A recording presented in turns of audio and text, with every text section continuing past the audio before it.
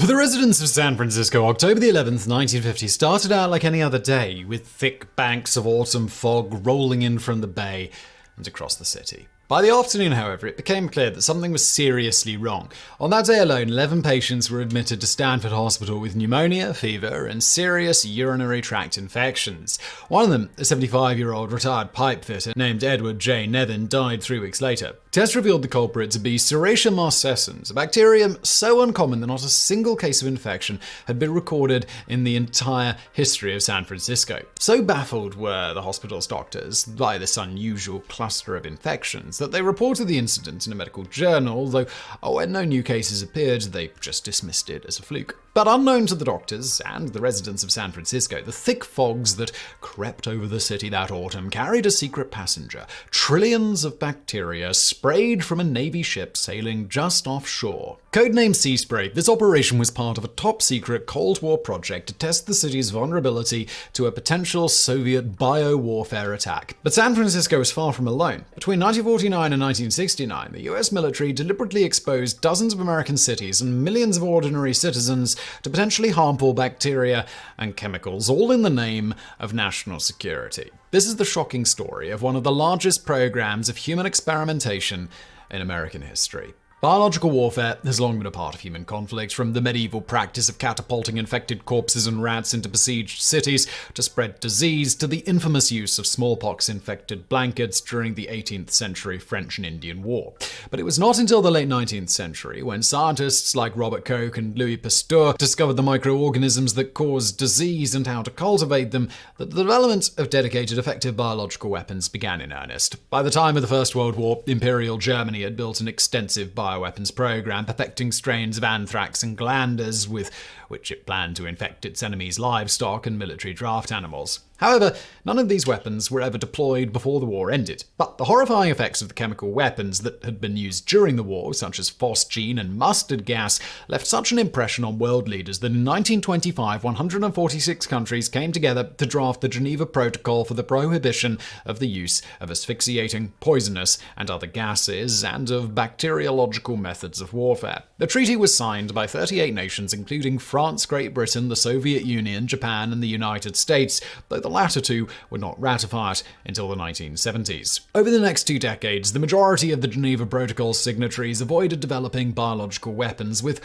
one major exception. In 1936, the Imperial Japanese Army established a biowarfare research center outside the Chinese city of Harbin in the Japanese puppet state of Manchukuo. Run by General Shiro Ishii, the facility known as Unit 731 would go on to commit some of the most horrific atrocities in modern history. In experiments that make the work of Nazi scientists like Dr. Joseph Mengele look like the pinnacle of medical ethics, researchers at Unit 731 used local Chinese citizens as human guinea pigs, exposing them to deadly pathogens like anthrax and bubonic plague, before dissecting them alive without anesthetic to study the effects of these diseases. Japanese aircraft also dropped bombs loaded with anthrax, plague, cholera, salmonella, and other agents on 11 Chinese cities, leading to tens of thousands of deaths. While such horrors might seem like a unique product of Imperial Japan's particular brand of extreme militarism, it was not long before the Western powers too succumbed to the dark allure of biological warfare.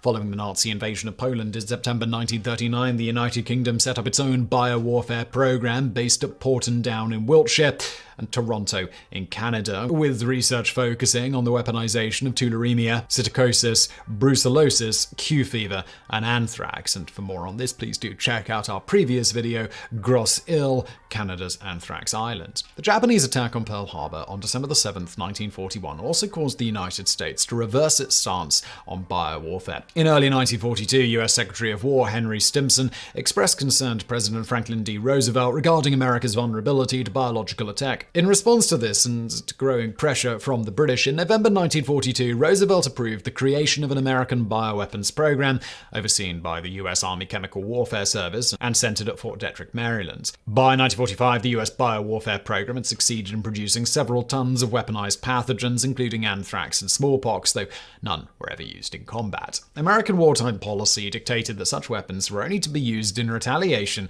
or as a deterrent against enemy biological attacks. And in this, the program was highly successful. After the war, captured documents revealed that fear of American retaliation had convinced Nazi Germany to abandon its own biowarfare program. The dawn of the Cold War brought a new sense of urgency to the US bioweapons program as intelligence obtained by the CIA revealed the existence of a vast Soviet biological warfare research program based in the city of Sverdlovsk in the Ural Mountains. Desperate to gain any possible advantage over the Soviets, the US government went so far as to pardon the scientists of Japan's Unit 731 in exchange for their data and expertise. Yet, despite the Japanese's extensive real-world experience in conducting biological warfare, many questions remained, like which pathogens would cause the most damage, what was the most effective means of dispersal, how would pathogens spread in cities compared to the countryside, which Soviet and American cities were most vulnerable to biological attack, and how could the latter be protected. 3 potential methods were evaluated for answering these questions. First, small-scale testing using model cities and wind tunnels. Second, full-scale testing using live pathogens in simulated cities.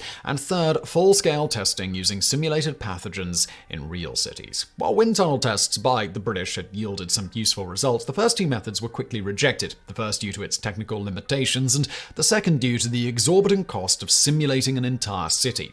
That left method number 3, releasing simulated pathogens on real cities. The search thus began for American cities that could reasonably approximate Soviet population centers. This proved more challenging than anticipated, for most regions which matched Russian cities in temperature and precipitation did not match them geographically, and vice versa. In the end, however, 8 cities were found to have the desired combination of climate, geography, and architecture: Oklahoma City, Kansas City, Omaha, Cincinnati, St. Louis, Chicago, and Winnipeg in Canada, with Minneapolis, St. Louis, and Winnipeg being identified as particularly suitable. Cities in California and Florida were also selected for tests involving coastal areas. To simulate biowarfare agents, researchers chose 4 different kinds of bacteria: Serratia marcescens, Bacillus globigii, Bacillus subtilis, and Aspergillus fumigatus. Chosen for their similarity to real biowarfare agents like anthrax and tularemia, these bacteria were also readily found in nature and easy to grow. Indeed, Serratia marcescens is responsible for the pink film often found growing in bathtubs and toilets. Chemical simulants were also used, including zinc cadmium sulfide, a powder whose small particle size and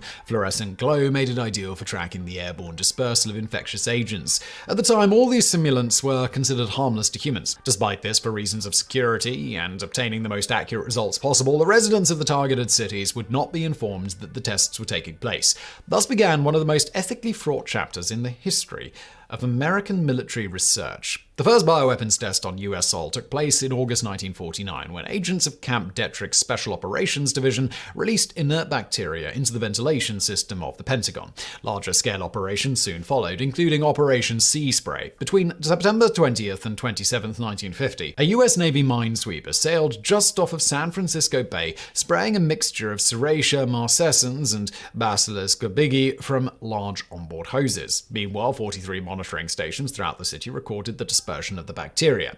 According to Leonard J. Cole, author of the book Clouds of Secrecy, the data revealed that nearly all of San Francisco received 500 particle minutes per liter. In other words, nearly every one of the 800,000 people in San Francisco exposed to the cloud at normal breathing rate, that's 10 liters per minute, inhaled 5,000 or more particles per minute during the several hours that they remained airborne. Similar tests were conducted off the coast of South Carolina, Georgia, and Florida, while between 1953 and 1975, the UK's Chemical Defence Experimental Establishment at Porton Down carried out the Dorset biological warfare experiments, spraying a combination of zinc cadmium sulfide and Bacillus globigii off the coast of southwestern England. In 1965, as part of the Pentagon's Project 112, American researchers released Bacillus globigii at the National Airport and Greyhound Terminal in Washington, D.C. More than 130 passengers were exposed, spreading the simulant bacteria to 39 cities in 7 states over the next 2 weeks. The following year, Bacillus subtilis was released into the New York subway system by dropping light bulbs filled with bacteria on the tracks. These bacteria are also spread quickly through the subway lines, leading leading the official army report on the experiment to conclude similar covert attacks with a pathogenic disease-causing agent during peak traffic periods could be expected to expose large numbers of people to infection and subsequent illness or death. The largest of these experiments, however, was Operation LAC, which took place between 1957 and 1958. Sure for large area coverage, LAC evaluated the feasibility of covering large areas with biowarfare agents by releasing them from aircraft. Using Fairchild's C-119 flying boxcar cargo aircraft, LAC released hundreds of tons of zinc cadmium sulfide over 33 rural and urban areas in the Midwestern United States and Canada, with ground stations monitoring the dispersion of the fluorescent powder. The tests revealed the aerial dispersion method to be extremely effective, with the simulant traveling up to 1,900 kilometers from where it was dropped. As covered in our previous videos, that time US scientists injected plutonium into people without their knowledge, and the appalling Tuskegee syphilis experiment, human medical experimentation in the United States has tended to have a strong racial component, often targeting poor black communities and other vulnerable groups. Operation LAC was no exception. Starting in the mid-1950s, the Army began spraying zinc cadmium sulfide powder from motorized blowers mounted atop Pruitt-Igoe, a massive public housing block in St. Louis inhabited almost entirely by poor black people. Simulant was also sprayed from aircraft and trucks in St. Louis, Minneapolis, and Winnipeg, again, mostly in poorer neighborhoods. As the sprayers could not be easily hidden, residents were told they produced an invisible smokescreen that would shield their cities from Soviet radar. Between 1949 and 1969, the US Armed Forces conducted a total of 239 open-air biowarfare experiments on 66 American and Canadian cities, 80 of which used live bacteria. The program was only halted due to a 1969 directive by President Richard Nixon calling for the elimination of the United States' entire stockpile of biological warfare agents, the destruction of which was completed in 1973. While US government officials hoped that all records of the human biological warfare experiments would be destroyed along with the weapons themselves, in 1976, Newsweek reporter Drew Featherston uncovered classified documents revealing many of the secret tests. This in turn led the San Francisco Chronicle to uncover and report on the Operation Sea Spray experiments of September 1950. In light of these revelations, in 1977, the federal government formed the U.S. Senate Subcommittee on Health and Scientific Research in 1977 to investigate allegations of unethical experimentation. While the US Army believed that the biowarfare simulants used in its live experiments were harmless to humans, it's now known that in large doses, Serratia marcescens and Bacillus corbigi can cause serious infections. Indeed, it is now believed that the release of these bacteria over San Francisco permanently altered the microbiome of the region, leading to an epidemic of heart valve infections in hospitals and other serious infections among intravenous drug users throughout the 60s and 70s. And in 2004, a string of infections caused by an influenza vaccine was traced to a Serratia marcescens contamination at the Chiron Corporation's facility in Alameda, California. However, it's now believed that the 11 cases of urinary tract infections on October 11, 1951 related to Operation Sea Spray. As Army officials testified in the 1977 Senate hearings, all 11 patients had recently undergone minor surgeries and the outbreak was confined to a single hospital, indicating that the source of the infection lay inside the hospital itself. Nonetheless, in 1977, the surviving family members of Edward J. Nevin, who had allegedly died as a result of the 1950 experiments, sued the federal government for negligence and financial and emotional harm, with Nevin's grandson, Edward J. Nevin III, stating, "My grandfather wouldn't have died except for that, and it left my grandmother to go broke trying to pay his medical bills." Unfortunately, the U.S. District Court in San Francisco ruled against the Nevins, claiming that there was insufficient evidence that the bacteria used in the test were responsible for Edward J. Nevin's death. Undeterred, the Nevins took their case all the way to the U.S. Supreme Court, with the trial finally taking place on March 16, 1981. In his opening statement, Edward J. Nevin III, himself a lawyer, questioned the legal and ethical validity of the biowarfare experiment, stating, "On what basis of law does the U.S. government of the United States justify the dispersion of a large collection of bacteria over the civilian population in an experiment without informed consent?" Unfortunately for Nevin, the government had assembled a formidable team of legal representatives and expert witnesses, including attorney John Kern, who proceeded to deny every one of Nevin's arguments. The strain of bacteria that killed Nevin's grandfather, Kern argued, was an entirely different strain than the one used in Operation Sea Spray. Furthermore, in tests conducted at Fort Detrick in 1940, volunteers exposed to the bacteria had suffered nothing more serious than coughing, redness of the eyes, and fever, with symptoms lasting no longer than 4 days. armies. Kern then dramatically hammered his point home by thrusting his pen in the air and declaring, "Every atom in this pen could decide right now to rise up about 6 inches and turn around 180 degrees. That would be about as likely to happen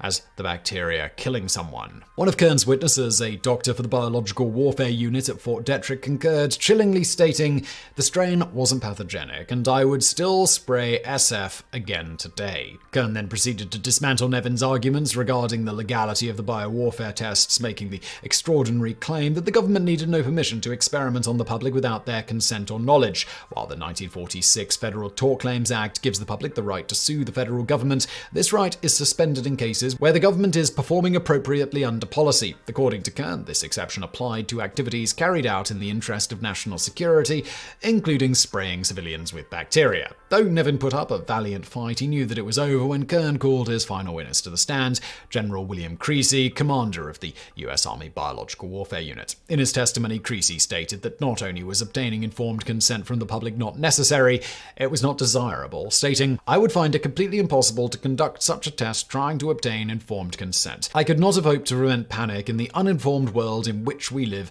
in telling them that we were going to spread non-pathogenic particles over their community. 99% of the people wouldn't know what pathogenic meant." The trial only got more belligerent from there, with Creasy berating Nevin for his alleged lack of respect for military officials and even trying to start a fistfight during recess. In the end, however, the Supreme Court sided with the government and refused to overturn the San Francisco District Court ruling that Evans' 4-year battle for justice ended in defeat. Meanwhile, doubts have been raised regarding the safety of the zinc-cadmium sulfide stimulant used in the US Army's LAC experiments. While at the time the compound was considered harmless, it is now known that cadmium is a powerful human carcinogen and in high concentrations can cause damage to the lungs, kidneys, and other organs. After learning of the simulant spraying activities in St. Louis in 2012, sociology professor Lisa Martino-Taylor claimed to have examined medical records and discovered a significant spike in cancer rates in the decades following the tests. However, no further evidence has emerged to confirm this link, with the U.S. National Research Council's official study on the matter concluding, "After an exhaustive independent review requested by Congress, we have found no evidence that exposure to zinc-cadmium sulfide at these levels could cause people to become sick." Thus, without further independent study, the true impact of the LAC experiments may never be known. But regardless of the morally dubious nature of these experiments, it appears that they did in fact yield genuinely useful results. As Leonard Cole, adjunct professor of political science at Rutgers University, explains, "We learned a lot about how vulnerable we are to biological attack from those tests. I'm sure that's one reason crop dusters were grounded after September the 11th. The military knows how easy it is to disperse organisms that can affect people over huge areas." Today, the knowledge gained through these tests is used purely for defensive purposes. In 1972, 109 countries, including the United States, signed the Convention on the Prohibition of the Development, Production, and Stockpiling of Bacteriological, Biological, and Toxin Weapons, and on their destruction. Since then, the US military has not maintained any offensive or defensive biological weapons capability, not officially anyway. Yet accusations persist that human testing continued in secret. For example, in 2019, Republican Representative for New Jersey Chris Smith alleged that from 1950 to 1975, the US Army released ticks infested with Lyme disease to test its effects on the American public. If true, this would mean that the US government knew about Lyme disease long before its official discovery in 1982.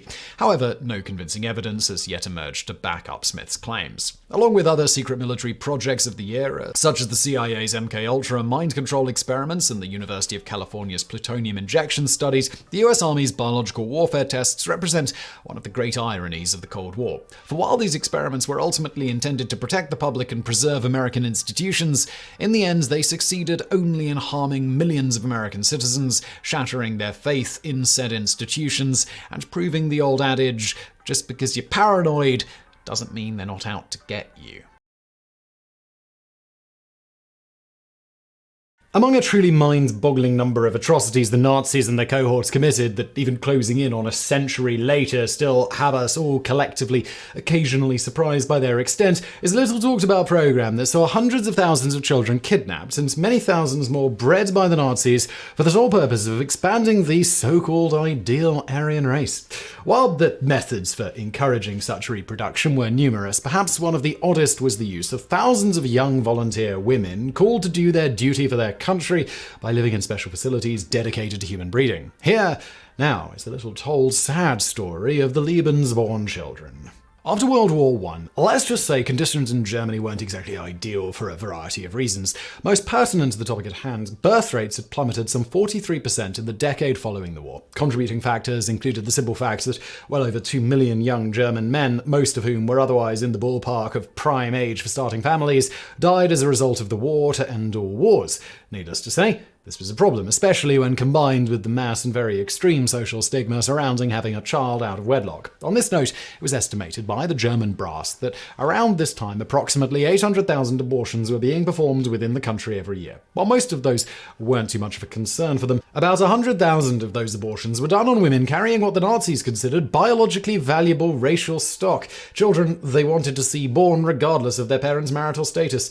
To attempt to begin to solve this baby-making issue, Hitler and his cronies strongly encouraged women of the country who fit a certain profile to get hitched and get busy letting their men shampoo the Wookiee until the woman attached to said Wookiee contained a Nazi fetal parasite. To encourage this, on August the 12th, 1938, Hitler instituted the Mutterrenkreuz, which we're pretty sure, as ever, along with the Dutch, is just the Germans all poking fun at us by randomly mashing their fingers on a keyboard and then claiming to the non-German speaking world that said combination of letters is actually a word. In this case, apparently it means Mother's Cross of Honor.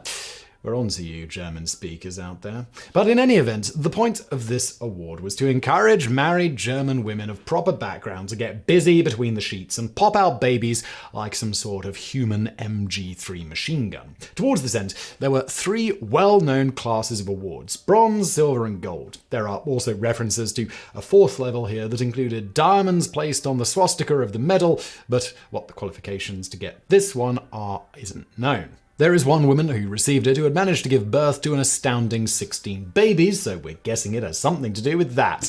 As for the gold, this was for women who had at least 7 children. Women who gave birth to 6 got a silver, and a bronze went to women who had 5 babies. As for the other general requirements, both parents had to be German and otherwise deemed of good Aryan stock. The mother had to be deemed worthy of the award via exemplifying various traits that they deemed made a good mother and woman. And finally, all the babies had to survive being born. Beyond the medal itself, recipients of it were also given various privileges and honours, in some ways very much akin to honouring the country's soldiers. For example, any member of the Hitler Youth Organization was trained to salute any recipient of the Mother's Cross. On top of this, one account from the book Youth Glossary National Socialism, Terminology from the Era of Dictatorship 1933 to 1945 notes, they were always given the best of everything: housing, food, clothing, and schooling for their children. Old people even had to give up their seats on the bus or streetcar. They were treated like royalty with the greatest respect. No standing in line for them. At the butcher's shop, the best cuts of meat would go into their baskets. Noteworthy here is that a recipient of the award could also lose it later if they were found to have neglected their children in some way, cheated on their husbands, or otherwise stopped exhibiting the traits of the then ideal of a mid-20th century German woman and mother. But this was just one piece of a multifaceted plan to increase birth rates within the country among those that the Nazis wanted breeding. Enter head of the SS, Heinrich Himmler, who, besides being one of the principal architects of the Holocaust, in his spare time came up with the idea of encouraging young women to be used as breeding stock for his SS soldiers, then take the babies from them and give them to good Aryan homes. He also thought it would be just a smashing idea to kidnap other people's babies, with the ones deemed racially valuable sent to good German homes and the rest murdered or experimented on.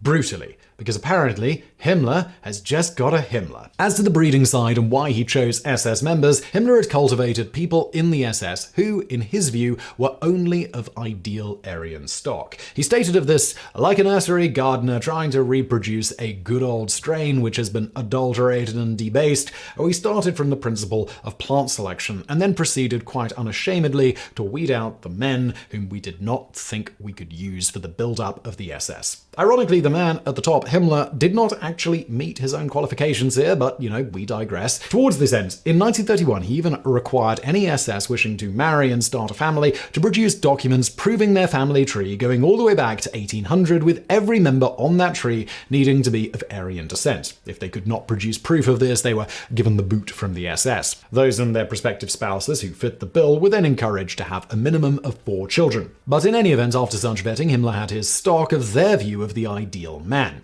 Now, he just needed the women and babies, and enter the picture Lebensborn e.V., essentially Fount of Life Association, which was founded on the 12th of December, 1935. Outlining what the organization was all about, on September the 13th, 1936, Himmler penned the following to his SS concerning the Lebensborn and its goal to support racially, biologically, and hereditary valuable families with many children, placement and care of racially, biologically, and hereditary valuable pregnant women who, after thorough examination of their and their progenitors' families by the Race and Settlement Central Bureau of the SS, can be expected to produce equally valuable children. Care for the children, care for the children's mothers. He also noted, it is the honourable duty of all leaders of the Central Bureau to become members of the organisation Lebensborn e.V. As a perk of all this, wives of the SS could use the Lebensborn for its birthing facilities and other such pregnancy aid, but it was also open to any women who were pregnant, whether out of wedlock or not, so long as they were of good racial stock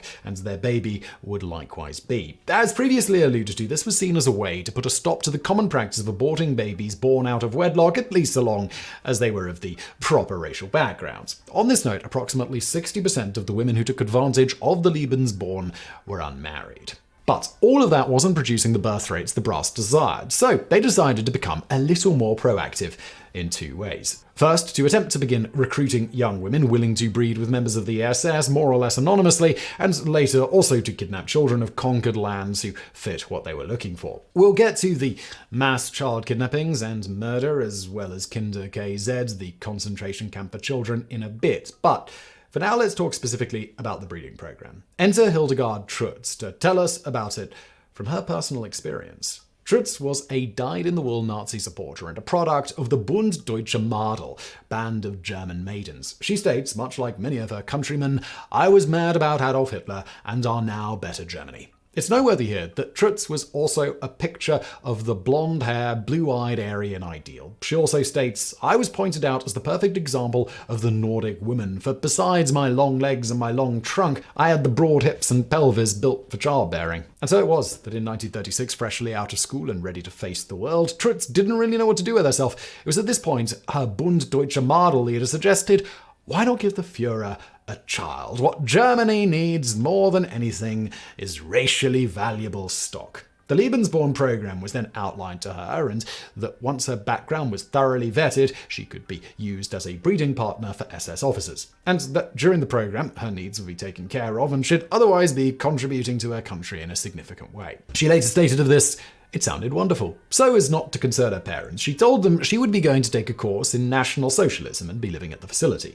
That facility, as it turns out, was located in a castle in Bavaria, where she resided with a few dozen other girls who had likewise been thoroughly vetted. As for this process, she states it was mostly just showing proof of Aryan ancestry through to your great-grandparents on both sides of your family. She also stated the whole place was in the charge of a professor, a high-up SS doctor who examined each of us very thoroughly as soon as we arrived. We had to make a statutory declaration that there had never been any cases of hereditary diseases, dipsomania, or imbecility in our family. Also noteworthy here is that the girls were made to sign an agreement that any children they had during their time in the program would be property of the state and sent to institutions to be taught Nazi ideology before being given to suitable families. The girls were kept in relative luxury, with facilities for basically anything they wanted, even a movie theatre.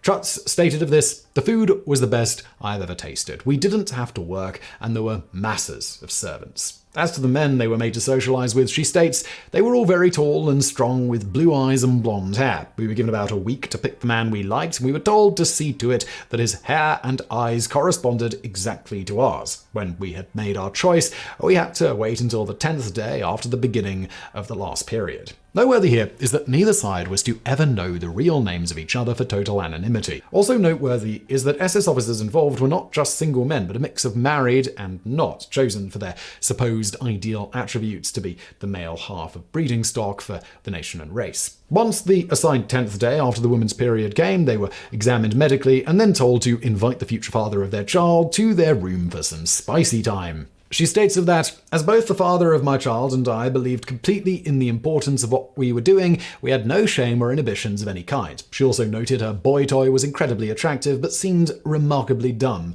But nevertheless, for 3 nights running, they got it on, and he also got it on with other girls in the castle who chose him as well, intermixed in there at the same time. And so it was that Trut soon found herself knocked up. Once it was confirmed that she was pregnant, she was taken to a maternity home to bake her baby.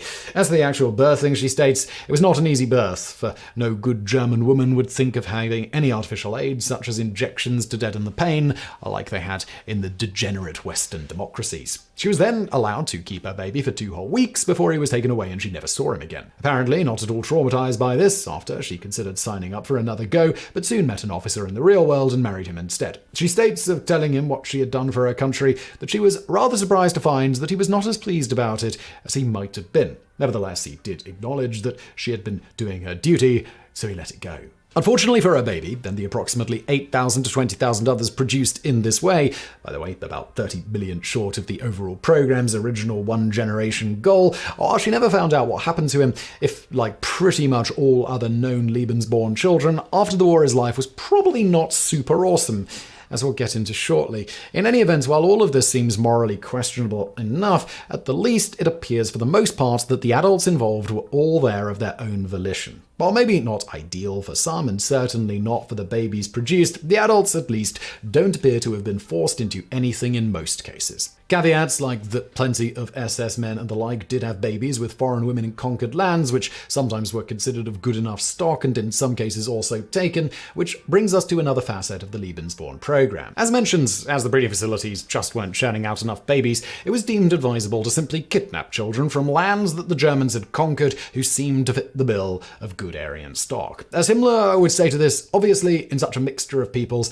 there will always be some racially good types. Therefore, I think that it is our duty to take their children with us, to remove them from their environments if necessary by robbing or stealing them. Either we win over any good blood that we can use for ourselves and give it a place in our people, or we destroy that blood. He also noted of the whole thing, they should raise the children in proper educational facilities or in German family care. The children must not be older than 8 or 10 years, because only till this age we can truly change their national identification, that is, final Germanization. The condition for this is complete separation from any relatives. Children will be given German names, their ancestry will be led by a special office. While these children could come from just about anywhere, Poland, as happened in many aspects of the war at the hands of the Nazis and later the Soviets, got the short end of the stick, with an astounding estimate of upwards of 200,000 children being taken from there, eclipsing that of anywhere else. These kids were put en masse on trains to various locations for processing,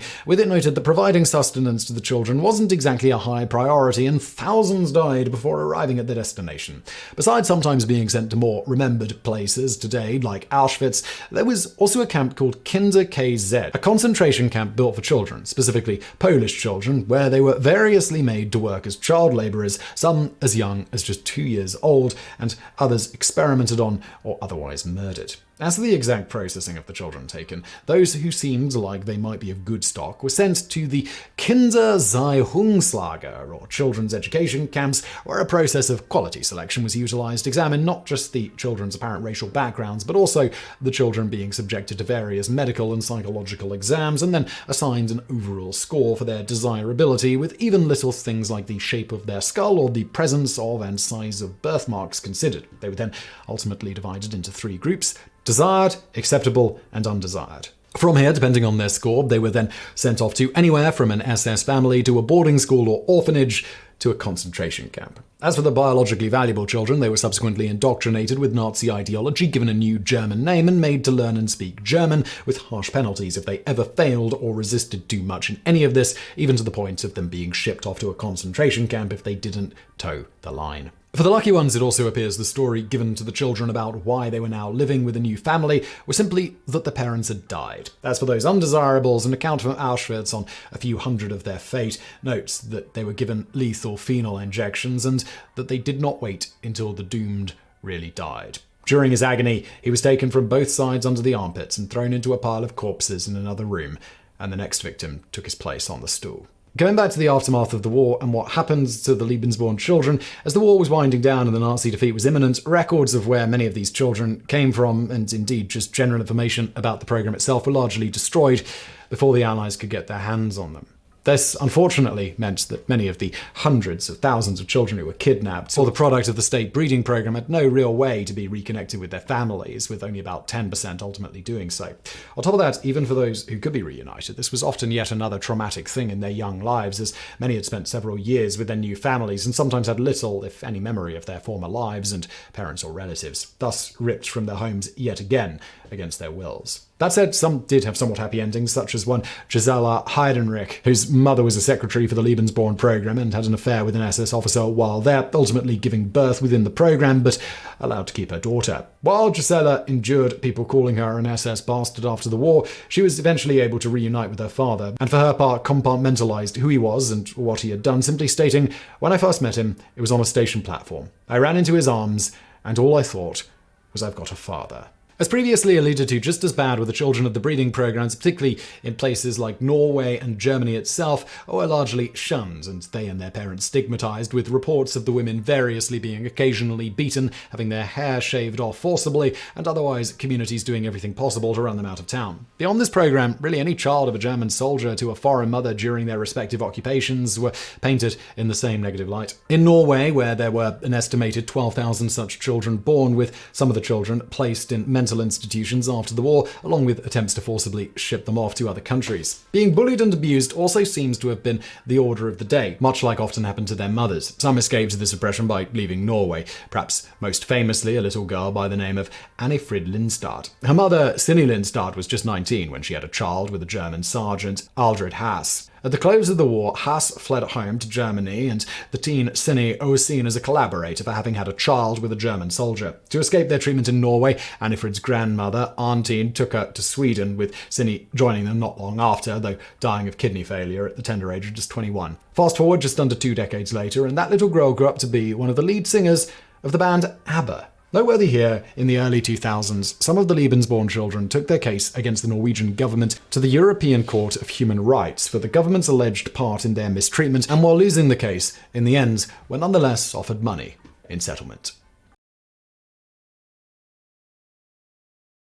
Somewhere deep in the Amazon, a monkey leaps nimbly through the rainforest canopy, blissfully unaware that it is being hunted. Down below on the forest floor, the hunter lurks patiently in the shadows, stalking its prey, waiting for the perfect moment to strike. When the moment comes, the hunter raises his long bamboo blowgun, places it to his lips, and blows hard, launching a small poison-tipped dart into the canopy. The dart strikes home, causing the monkey to flee in panic, but it lasts only a few minutes before collapsing and plummeting to the ground. It's dead. The hunter returns to his village with his prey slung over his shoulder, having once again exploited the deadly power of the Amazon's most infamous poison. Once the source of countless myths and legends among early European explorers, in more recent years the substance has made a surprising transformation from deadly arrow poison to miracle drug, helping to unlock many of the mysteries of the human nervous system and make modern surgery safer and more effective.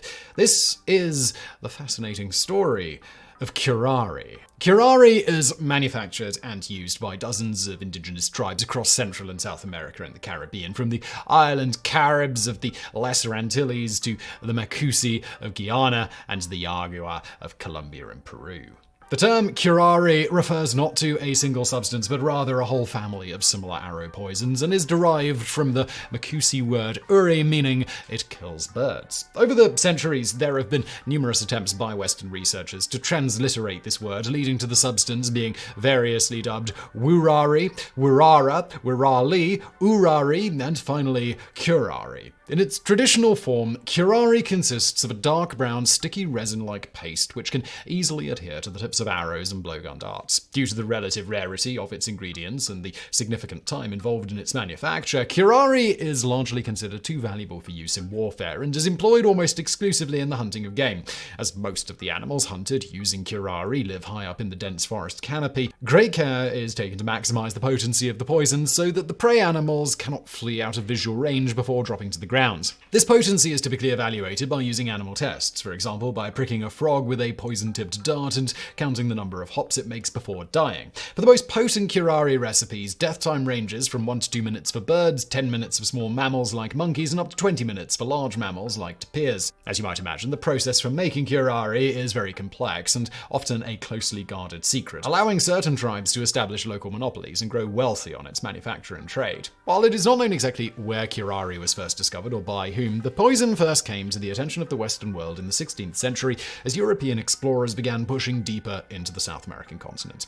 One of the first descriptions of curare comes from Pietro Murtia de Anghiera, better known as Peter Martyr, an Italian-Spanish historian who in 1530 compiled numerous accounts of South American exploration in a book titled On the New World. In the book, de Anghiera describes battles between Spanish conquistadors and indigenous tribes in which soldiers and horses were struck by poisoned arrows and appeared to become paralyzed before eventually dying. This detail would be the first hint as to how this mysterious poison actually worked. D'Anghiera goes on to describe how curare was exclusively manufactured by old criminal women who were locked up in cramped huts and forced to produce the poison from various toxic plants. When these women were overcome by the toxic fumes and passed out, the poison was deemed to be ready for use.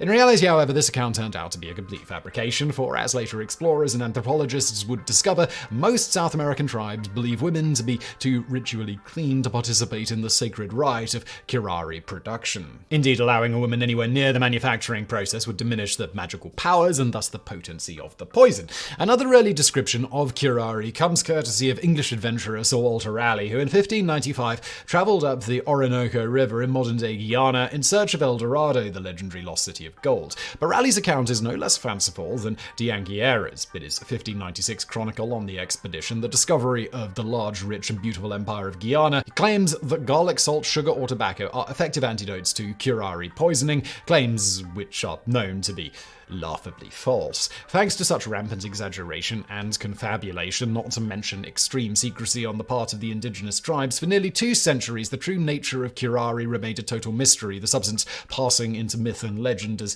one of the many exotic dangers that lurked in the Amazon jungle. It would not be until the 18th century that explorers and scientists began to shed some light on this mysterious poison. One of the first Westerners to acquire and study a sample of curare was French explorer and mathematician Charles-Marie de la Condamine. Perhaps most famous for teaming up with philosopher Voltaire to exploit a loophole in the French national lottery in 1729, in 1735 Condamine was sent to South America on a surveying mission to measure the length of 1 degree of latitude. However, Condamine was more interested in finding and bringing back examples of the cinchona tree, whose bark was the source of the anti-malarial drug quinine. To this end, he travelled widely across the continent for nearly a decade, making many valuable discoveries along the way. For example, he was the first European to encounter and describe caoutchouc, or natural latex rubber, identified valuable platinum ores, and brought back seeds of several exotic plants, including cacao, vanilla, and sarsaparilla. During his travels, he also encountered an indigenous tribe called the Yamayos, from whom he acquired a large sample of black curare resin. Upon returning to Europe, Condamine teamed up with Dutch physicians Herman Boerhaave and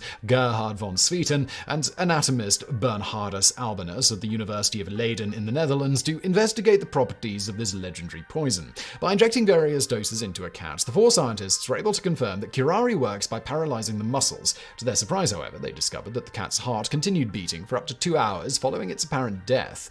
Today, we know curare works by interfering with the function of motor neurons, that is, nerves which command the muscles to contract. At the junction between 2 nerves, or between a nerve and a muscle or an organ, lies a tiny gap known as a synapse. When a nerve impulse reaches a synapse, it triggers the release of special signaling chemicals known as neurotransmitters, which cross the gap and bind to receptors on the other side, transmitting the impulse across the synapse. In motor neurons, the primary neurotransmitter is acetylcholine. Curare works by binding to the acetylcholine receptor sites, preventing the neurotransmitter molecules from transmitting nerve impulses across the synapse and resulting in the flaccid paralysis of the victim's entire body.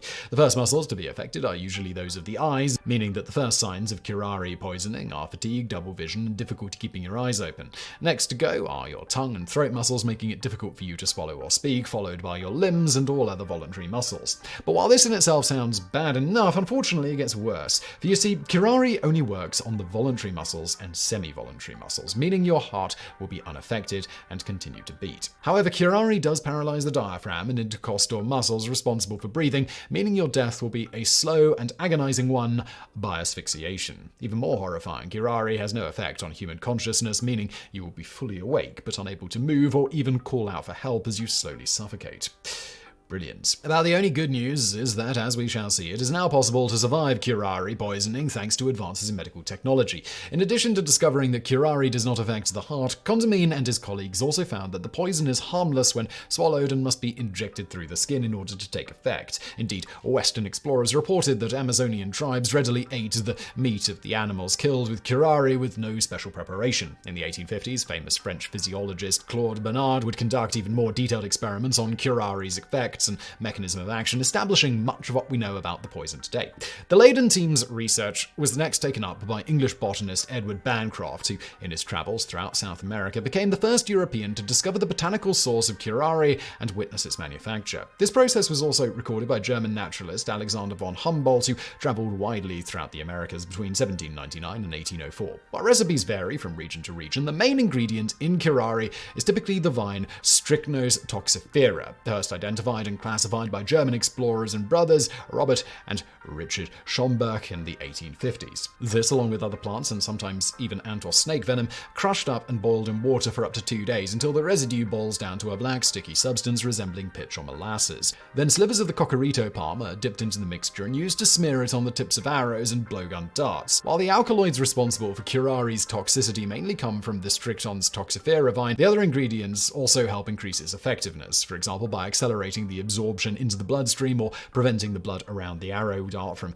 clotting. In 1895, German pharmacologist Rudolf Bohm attempted to classify the different types of curare by the type of container they were stored in, identifying 3 main categories: tube curare, stored in sections of bamboo; pot curare, stored in terracotta pots; and calabash curare, stored in hollow gourds. The system, however, was later found to have little factual basis. In reality, different tribes simply had different recipes for curare and different containers in which they typically stored the finished product, the two being unrelated to one another. In 1811, English surgeon Benjamin Brodie repeated Condamine, Borhe, Van Swieten, and Albanus's experiments, confirming that curare paralyzes the breathing muscles while leaving the heart unaffected. Crucially, however, he postulated that if the victim's lungs could be kept mechanically ventilated using bellows, then life could be sustained until the poison wore off, allowing them to make a complete recovery.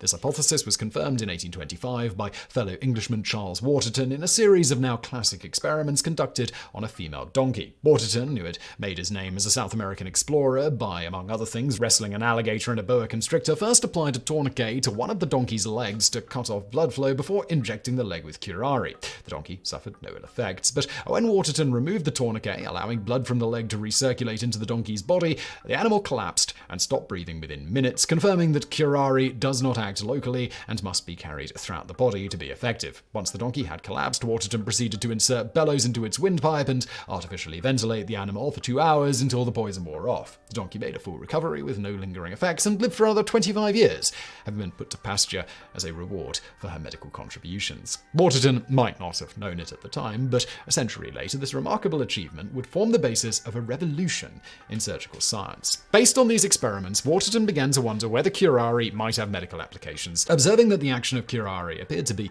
the exact opposite of tetanus, rabies, and strychnine poisoning, he suggested it be used in the treatment of these afflictions. Waterton had a particular interest in rabies, having been bitten by a dog as a child. Unfortunately, he never had the chance to test these theories. The closest he got was in 1839, when one Mr. Isaac Phelps, a police inspector for the city of Nottingham, was bitten by a rabid dog that he was attempting to rescue from a deep hole. The wound healed, and for a while Phelps appeared well, but 7 weeks later he began displaying the classic symptoms of rabies, then known as hydrophobia, and was admitted to the hospital. One doctor who had read of Waterton's theories called for him at his home 80 kilometers away. Unfortunately, by the time Waterton arrived with his curare preparation, Phelps had already died. While Scottish physician George Harley would later prove that Waterton was correct about curare's usefulness in treating tetanus and strychnine poisoning, the poison is unfortunately useless against rabies, which directly attacks the central nervous system. It would be another 100 years before curare finally found its place in the pharmacopoeia. In the meantime, however, the poison would play a vital role in solving a medical mystery and expanding our understanding of the human nervous system. In 1900, Austrian physiologist Jacob Paul was conducting experiments on digestive function using dogs. By this time, curare was commonly used to paralyze laboratory animals so that their automatic physiological responses to various drugs and treatments could be more easily observed. On one occasion, Pal injected a paralyzed dog with the toxin physostigmine, extracted from Physostigma venusum, better known as the caliber bean. To his shock, the dog suddenly resumed breathing on its own. Pal had accidentally discovered the first known substance which could counter the effects of curare, unearthing a vital clue to how the poison actually worked. This discovery led then to another dramatic medical breakthrough 35 years later. In 1935, Dr. Mary Walker at St. Alphonsus Hospital in Greenwich, England, was studying a rare neurological disorder known as myasthenia gravis, which causes profound and sustained muscle weakness and fatigue. After observing that patients with the disease were uniquely sensitive to small doses of curare, Walker hypothesized that the affliction was caused by a curare-like substance produced by the patient's own body. Having read about Jacob Pal's discovery 3 decades before, Walker decided to try injecting her patients with physostigmine. The results were dramatic, so dramatic in fact that the sudden and seemingly complete recovery of her patients is now widely known as the miracle at St. Alphonsus. It's now known that myasthenia gravis is not in fact caused by a natural curare-like substance, but rather by an autoimmune disorder that attacks the acetylcholine receptors in the motor neuron synapses. Physostigmine, meanwhile, acts as a cholinesterase inhibitor, interfering with the enzymes that break down acetylcholine molecules after a nerve impulse is sent, effectively resetting the nerve for the next impulse. This increases the amount of neurotransmitters in the synapses, allowing the nerves to overcome the effects of the disease. Nonetheless, Walker's discovery led to the discovery of acetylcholine's role in motor nerve transmission, which had been hypothesized by English pharmacologist Sir Henry Dale in 1914.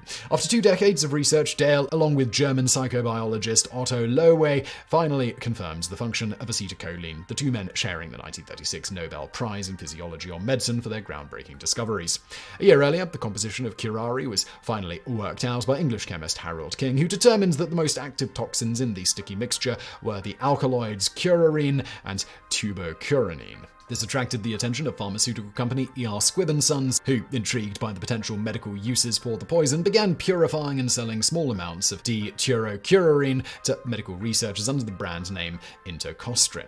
In 1939, curare finally saw its first medical application when American psychiatrist Abram Elting Bennett used it to paralyze patients undergoing metrazole-induced convulsive therapy. The precursor to electroconvulsive or shock therapy, this procedure was used to treat various psychiatric disorders including depression and schizophrenia, and involved inducing seizures using a drug called metrazole or cardiazole. The problem was the convulsions introduced by this drug were so severe that patients often ended up injuring themselves. By paralyzing the patient with curare first, the procedure was rendered much safer, and for more on how this bizarre treatment came to be, please check out our previous video, Who Invented Shock Therapy and Does It Actually Work? But it wasn't until 1942 that curare would finally find its most prominent medical application. It was in that year that anesthesiologist Dr. Harold R. Griffith and resident Enid Johnson of Montreal's Homeopathic Hospital first experimented with the use of intocostrin in surgery. While surgical anesthesia had been around since 1846 and was well established a century later, it still wasn't a perfect technology. While early general anesthetics like ether, chloroform, and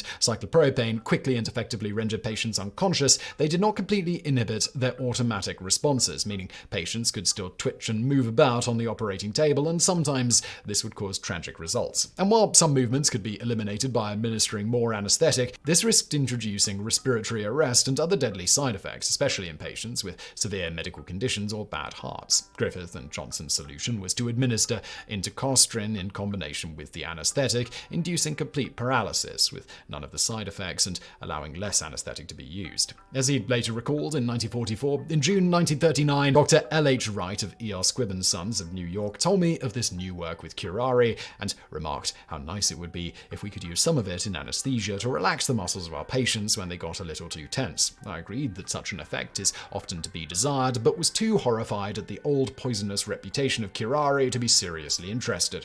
I met Dr. Wright again in October 1941 and asked him how he was getting on with curare and anesthesia.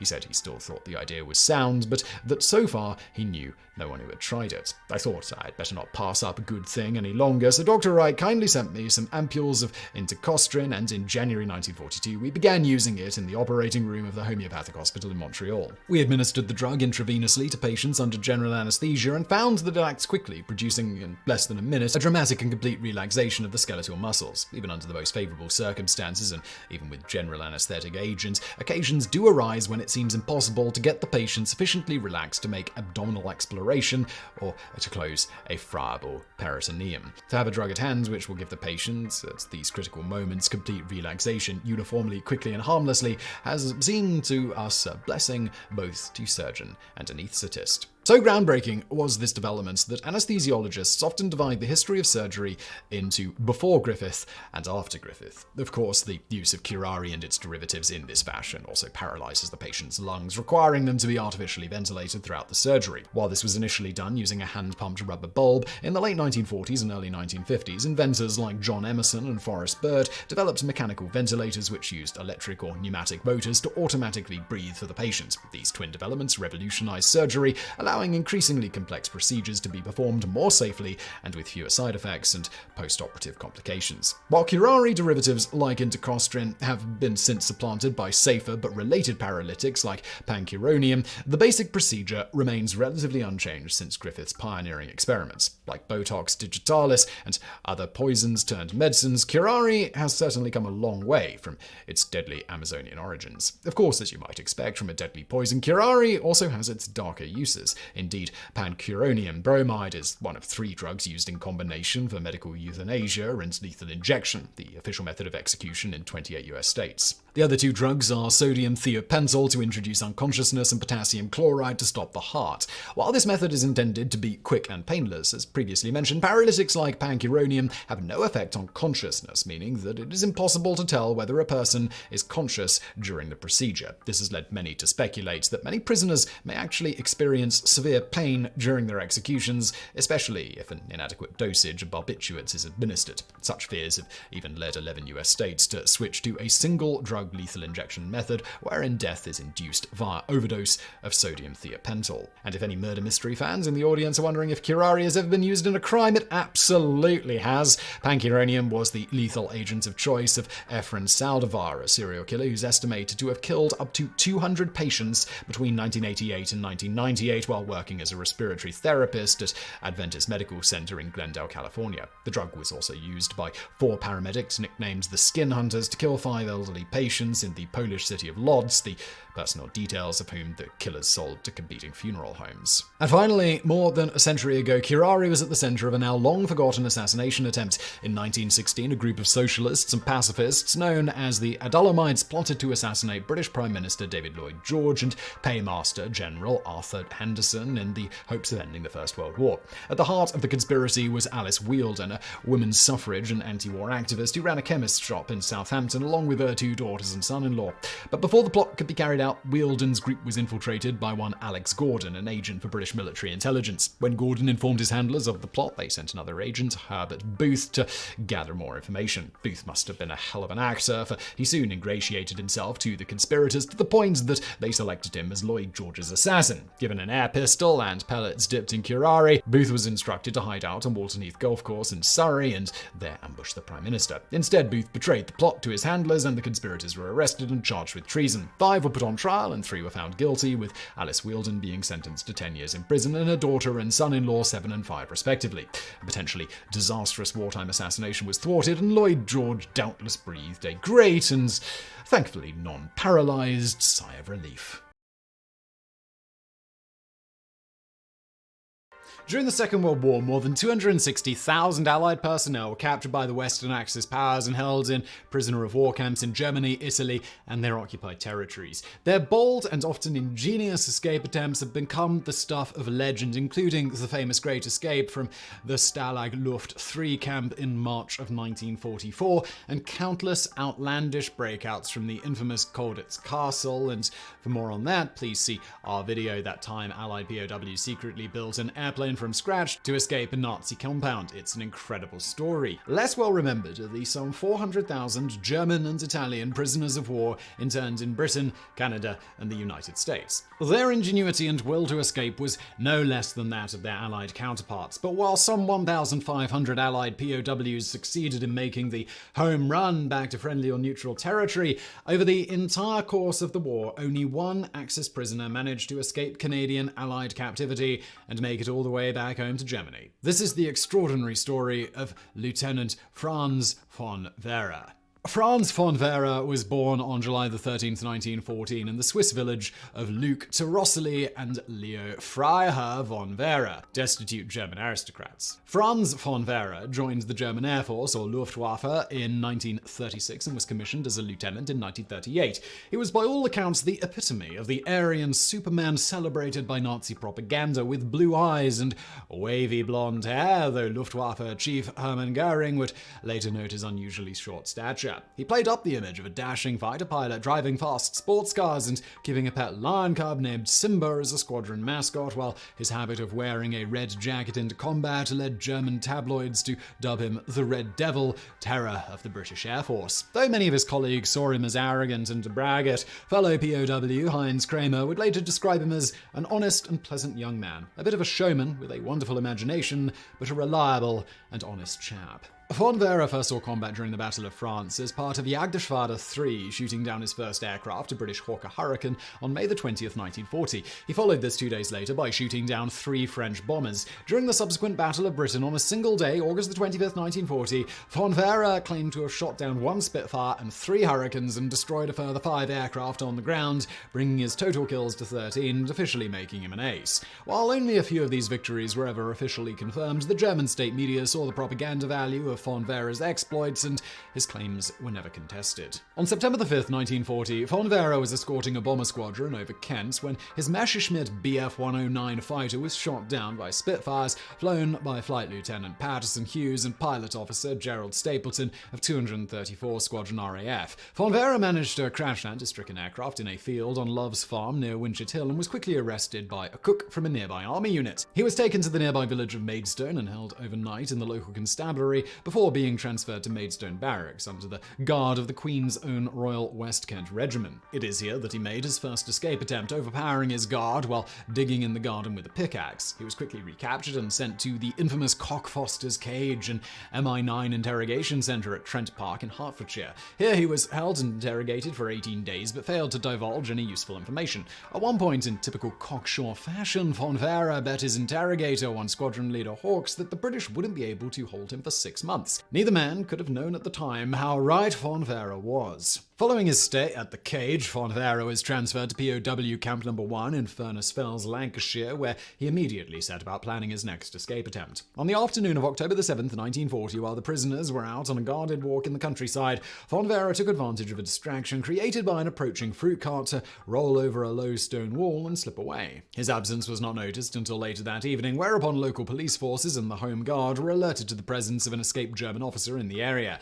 Von Vera, travelling mainly by night, managed to evade capture for 3 days until on the night of October the 10th he was discovered by the Home Guard sheltering from the rain in a hogarth, a small stone structure used to store animal feed. The guardsman bound Von Vera's hands behind his back and began leading him back to the nearest town, but Von Vera managed to slip his bonds, break the guardsman's lantern, and escape into the darkness. It was another 2 days before he was finally recaptured while attempting to hide in a bog submerged up to his neck. After serving 21 days solitary confinement at Furness Falls on November the 3rd, Von Vera was transferred to Camp No. 13 at Swanwick, Derbyshire. Here he befriended a group of prisoners, including Lieutenant Walter Manhart and Major Heinz Kramer, who formed an escape committee they jokingly called Swanwick Tiefbau AG, or Swanwick Digging Company Incorporated. While progress on their escape tunnel was swift due to the sturdy clay soil, the group soon began running out of room to hide all the excavated soil. This stalled construction for weeks until Manhart discovered a large rainwater cistern beneath the garden house, which could hold double the expected volume of soil. On December 17th, 1940, the tunnel was at last complete. On the night of the 20th, under the cover of a nearby air raid and the camp choir, Von Vera, Manhart, and Kramer crawled through the tunnel and out into the surrounding countryside. Amusingly, the song chosen to cover their escape was I Must Away into the Great Wide World. While the men's absence was not noticed until the following afternoon, Kramer and Manhart were quickly spotted and recaptured, leaving Von Vera on his own. Thankfully, he had prepared a convincing disguise. Thousands of aircrew from occupied Allied nations such as Poland, Norway, and the Netherlands served in the RAF, so a man in British uniform with a foreign accent did not attract undue suspicion. Dressed in a homemade RAF uniform with forged identity papers, Von Vera planned to pass himself off as Captain von Lott, a Dutch bomber pilot whose aircraft had crashed returning from a mission. Knowing that bombers flew At night, he waited until 3 a.m. before approaching a friendly locomotive driver and asked to be taken to the nearest RAF airfield. At Cardinal Park railway station, Fonfara came under the suspicion of the local railway clerk and police constable, but he managed to convince them of his identity, and they secured his passage to RAF Hucknall in Nottingham. At Hucknall, when the squadron leaders asked for his credentials, Fonfara claimed to be based at Dice near Aberdeen in Scotland. While the squadron leader rang there to confirm his story, he asked Fonfara for his identity disc. To his horror, Fonfara realized that his fake disc had melted due to his body heat, and he hastily excused himself to use the lavatory. Running across the airfield, he spotted a Hawker Hurricane fighter being readied and informed the mechanic that he was taking it on a test flight. Fonfara was already strapped into the cockpit trying to figure out the controls when the squadron leader ran up with his service revolver to arrest him. Amazingly, this would not be the closest a German prisoner would come to escaping Britain by aircraft. On November 24, 1941, Lieutenants Hans Schnabel and Harry Wappler escaped from a POW camp in Penrith, Cumbria, and made their way to nearby RAF Kingston Airfield, where they managed to commandeer a Mars Magister training aircraft and get airborne. However, lack of fuel and freezing temperatures forced them to turn back and land near the coast, where they were soon captured. In Fonfara's case, it became clear that the British Isles could no longer contain the slippery pilot, so on January 10, 1941, Fonfara and 1,000 other German prisoners were placed on board the ocean liner SS Duchess of York to be sent to internment camps in Canada. Fonfara, who was by now a known escape risk, was placed in his own cabin under special guard, yet he still continued to plot his escape. During the crossing, Fonfara managed to befriend the ship's galley crew, offering to peel potatoes and carry out other menial tasks. Slowly but surely, he gained the trust of more and more of the crew and began to penetrate normally forbidden areas of the ship, getting as far as the engine room without being stopped. Knowing that the convoy they were sailing with was bound for North Africa and would soon depart, Fonfara and his fellow passengers plotted to take over the ship and sail her back to an occupied French port. Unfortunately for them, on the day the convoy departed, the Germans discovered to their dismay that one escort, the British battleship HMS Ramillies, had remained to shepherd them all the way to Canada. Duchess of York arrived safely in Halifax, Nova Scotia, where the prisoners were transferred to a train bound for a POW camp on the north shore of Lake Superior. After the abortive mutiny, Fonfara had decided to escape to the United States, which at the time was still neutral. While the nearest border crossing was between New Brunswick and Maine, Fonfara decided to save his attempt until late in the train journey, when it would least be expected. This would take place between Montreal and Ottawa, where the rail line came closest to the St. Lawrence River on the US-Canada border. On the 21st of January 1941, near Smiths Falls, Ontario, Fonfara put his plan into action. The train windows had all frozen shut in the winter cold, forcing the prisoners to turn up the car heat to free them. At a prearranged signal, a fellow passenger raised a blanket as if folding it, shielding Fonfara and 7 other prisoners from view as they crawled through the open windows and plunged headfirst into the snow below. Amazingly, none of the guards noticed the escape, and the windows quickly frosted over again, blocking the escapees from view. The train was nearly 100 miles away by the time their absence was noticed. Once again, all of Fonfara's fellow escapees were quickly recaptured, leaving him on his own. Freezing due to a lack of proper winter clothes, Fonfara stumbled upon a nearby road, hoping to bum a ride to the border.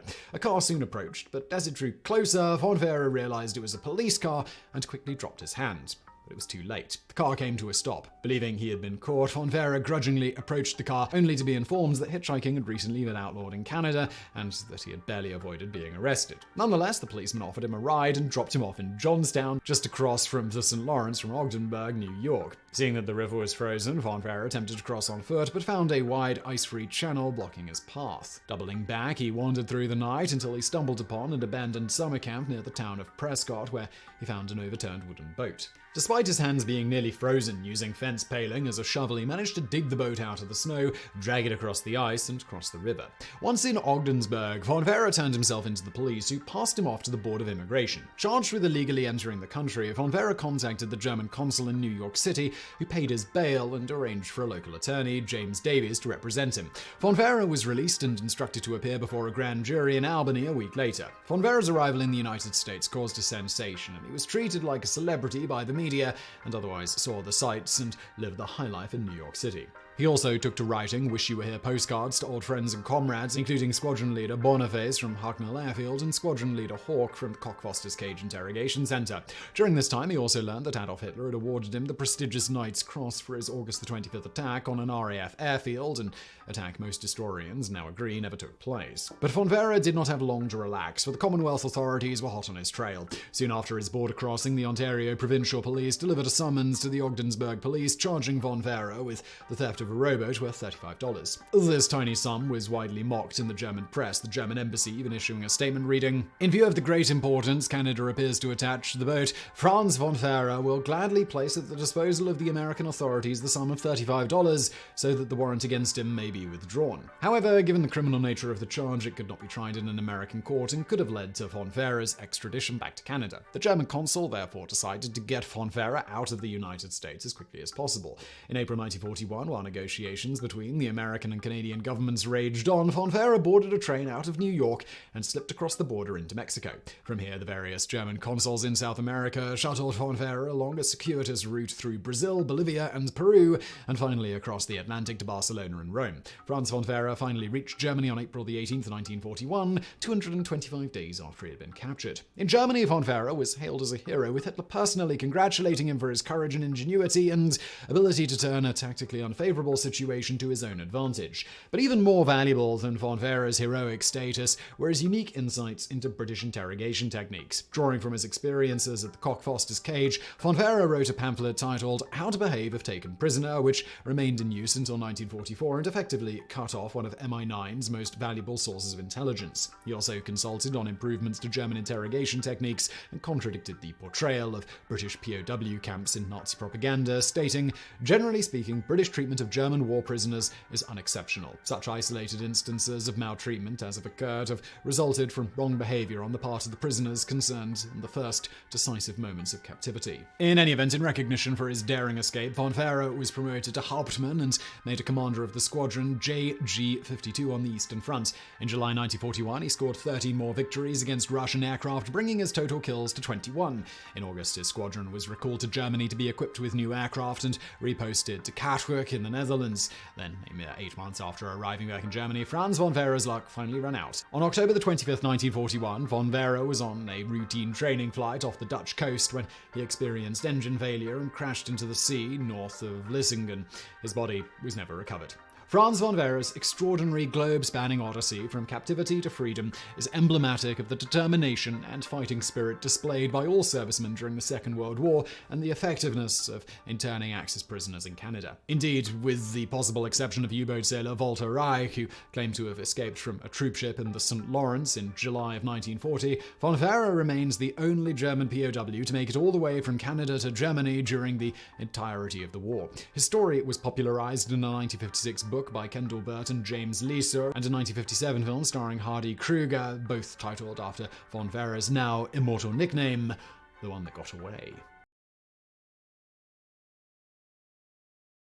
It was a rainy afternoon in July 1974 when the Royal Canadian Army Cadets of D Company filed into a classroom at Canadian Forces Base Valcartier, Quebec. The cadets, all boys aged 13 to 18, were glad for the chance to sit down and relax, having just undergone a rigorous inspection of their barracks and hours of marching drill in the rain. They were about to receive a lecture on explosive safety delivered by guest presenter Captain Jean-Claude Giraud. To help with his lecture, Captain Giraud had brought along some visual aids, dummies of various explosive ordnances, including landmines, rocket projectiles, and hand grenades. All were painted bright colors to indicate that they were inert and safe. But as the lecture began and the visual aids were passed around the room, Captain Giraud noticed something odd. Among the brightly coloured dummies was one item, an M61 fragmentation hand grenade, painted olive green, just like a live munition. However, he thought little of it, for the dummies had been handled by dependable weapons technicians who would have ensured that everything was safe. But then, at 2:17 p.m., an explosion ripped through the packed classroom, shattering the windows and splattering the walls with blood. When the smoke cleared, 6 cadets lay dead and 54 were wounded.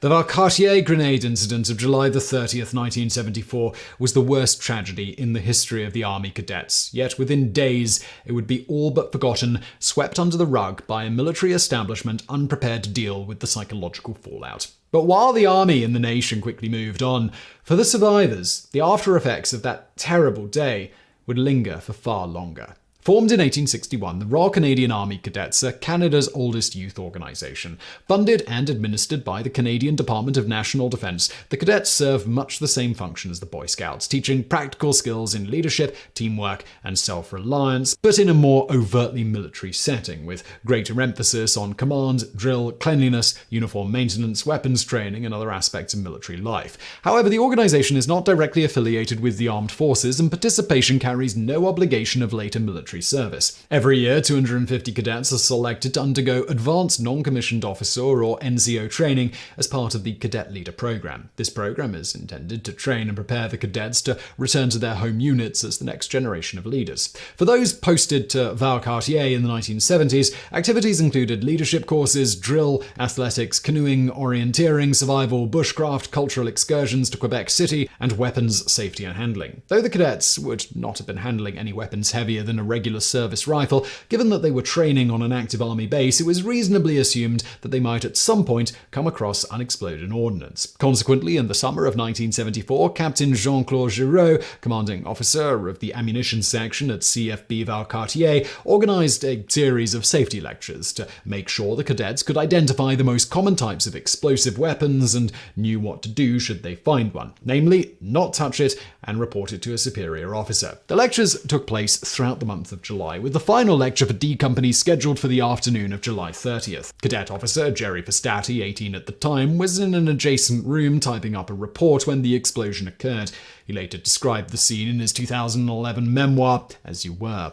The noise sounded like a thunderclap without the rolling echo afterward, almost as if we were at the center of it. The sound took me by surprise and shook the whole building. No, the whole company, with a shockwave. I could hear glass shatter as a window blew out, and there was a moment when everything went silent. Then, as if on cue, there were cries. People began screaming and streaming out of the barrack through the side door. At least one person went through a window. Lieutenant Casco was in the hallway, bent over, clutching at his stomach as though he was hugging himself. He was moving slowly with uneven, wavering steps, and a few people bumped him as they passed near the side of us. Their hands, faces, and clothing were splattered with blood. Some had torn clothing, and their eyes were filled with terror. I leapt up the 3 stairs into the room and looked around, getting my eyes adjusted to the dim light and the smoke.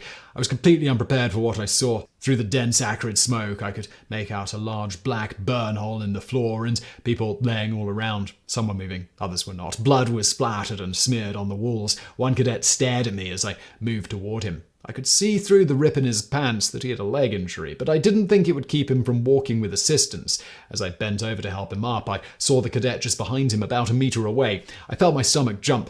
His face was gone. There was no way I could have said who he was, because the front of his head was a mass of red pulp. The next hour flew past in a chaotic blur as Fastati and others on the scene, mostly fellow cadets, scrambled to evacuate the building and administer first aid.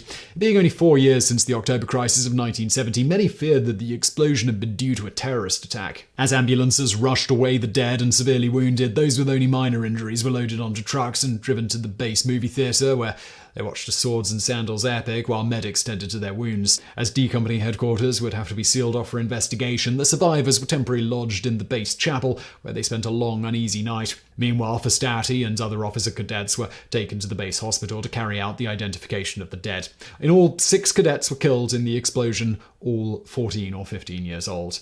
Yves Longre, 15. Pierre Leroux, Eric Lloyd, Orthon Mangos, Mario Provencher, and Michel Voissart. 54 others were wounded with injuries ranging from minor cuts to hearing and vision loss to paralysis and brain damage. Yet despite the shocking and tragic nature of the accident, it made barely a ripple in the press. One of the few papers to report on the tragedy was the Quebec tabloid Le Journal de Montréal, whose headline described it as the massacre at Valcartier. A few other papers would pick up on the story, but only as brief articles buried in the back pages, many with wildly varying numbers for the dead and wounded. This suited the army just fine, for it was ill-equipped to deal with such a tragedy, especially one involving so many children. So rather than confronting the incident, the army chose instead to forget it. While a brief memorial service for the dead was held a week later, otherwise training and activities carried on as before. The cadets were never debriefed on the incident, nor were they provided with counselling or mental health services. In fact, all the cadets, even those who had been present at the blast, were instructed not to discuss the incident with anyone. And in this more innocent age, they all obeyed. Such was the desire to move on that D Company even had its group photograph retaken with the dead and wounded absent, as if they'd simply never existed. Meanwhile, the army began its investigation into the cause of the explosion. While forensics teams scrutinized the blast site, dozens of witnesses were brought in and interrogated. In a move described by many witnesses as strangely sinister, these interrogations were carried out deep in the bowels of Valcartier's government fallout shelter, or Bunker. And for more on those, please do check out our previous video. That time the toilets gave away a big Cold War secret. In reality, the air-conditioned bunker was chosen to provide both investigators and witnesses relief from the summer heat. Slowly, the investigators pieced together the convoluted chain of events that led to a live grenade making its way into the classroom.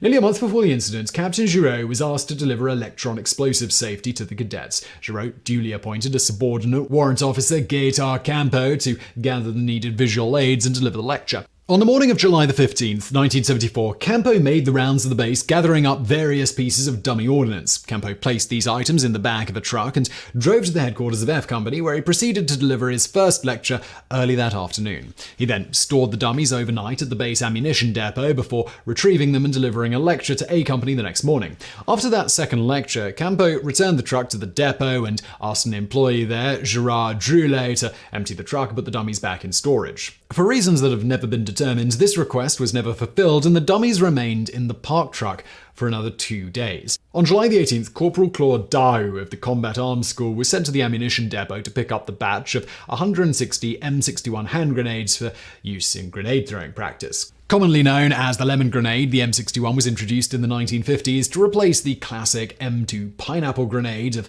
World War II vintage. It featured a number of improvements over the M2, including a fuse that didn't spark or smoke, a more stable 164-gram composition B explosive filling, and an internal coil of notched wire that produced more consistent and lethal fragments than the M2's rigid body. A highly effective anti-personnel weapon, the M61 could kill and wound soldiers up to 15 meters away. The grenades were waiting for Corporal Daou when he arrived, 150 packed in wooden crates of 30 grenades each and the remaining 10 in a cardboard box. Corporal Daou signed down the weapons and transported them to the Combat Arms School, where he handed them off to the weapons instructor, Sergeant Albert Doucet. During training that morning, all but 19 of the grenades were used. All 160 should have been expended, but one grenade failed to explode and had to be safely detonated by an ordnance disposal team. By the time this was completed, no time remained to finish the training session. Sergeant Doucet duly packed up the remaining 19 grenades in a wooden box and drove them to the ammunition depot, where he met up with Corporal Daou. As it was nearly noon, Doucet instructed Daou to place the box of grenades in the back of a nearby truck, intending to deal with them after lunch. Unknown to Doucet and Daou, this was the exact same truck that Warrant Officer Campo had used 2 days prior, the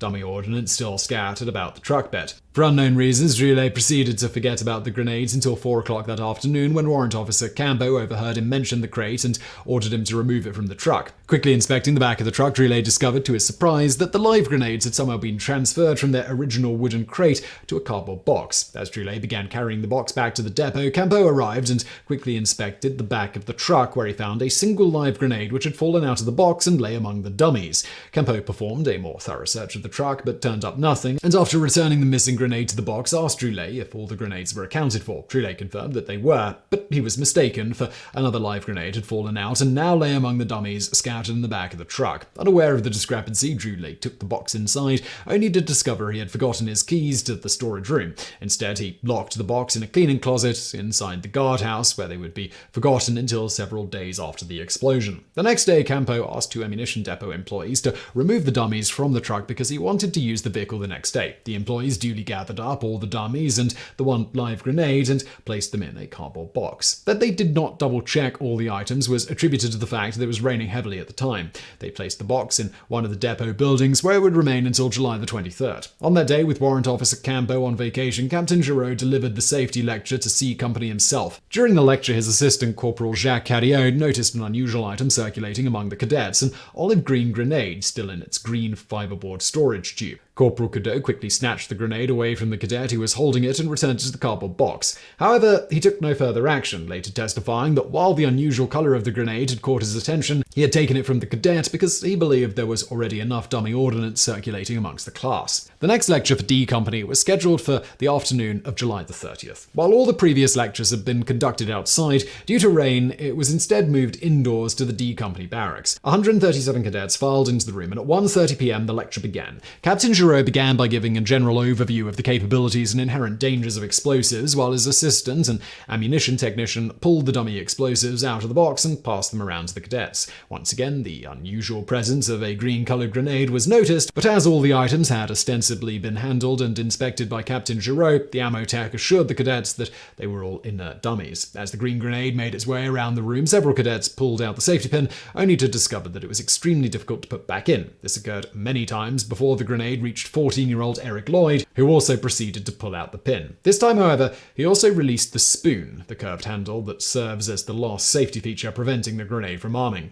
Around 4 seconds later, the grenade detonated in his hands, killing him and neighbor Autumn Mangus instantly. The 4 others would die of their wounds within the hour. The whole sequence of events was a tragic comedy of errors, filled with dozens of minor errors, oversights, and coincidences, any of which, if avoided, could have single-handedly prevented the tragedy. The army investigation and the subsequent civilian coroner's inquest blamed the incident on Captain Giraud and his subordinates. The coroner's report stated, Giraud 30 neglected his duties as instructor by not checking of dummy grenades to ascertain there were no live grenades among them. I also do not hesitate to blame the high authorities of the base for their apathy and disinterest, which seem to have led to a climate of negligence and thoughtlessness. 2 months later, Giraud was formally charged with criminal negligence and brought before a civil court, only to be judged not guilty in June of 1977. No other formal charges were ever laid regarding the incident. One key piece of the puzzle, which was never solved, was how the live grenade ended up being moved from their original wooden crate to the cardboard box, allowing 2 of them to fall out into the bed of the truck. Investigators could only speculate that someone on the base had needed a wooden box and had appropriated the grenade crate for this purpose. But whoever or whatever was responsible, the damage was done, both physical and psychological. As the summer came to a close, the cadets dispersed their home units across Canada, carrying their unaddressed trauma with them. In As You Were, Jerry Fastati describes the feeling of alienation that many of them felt.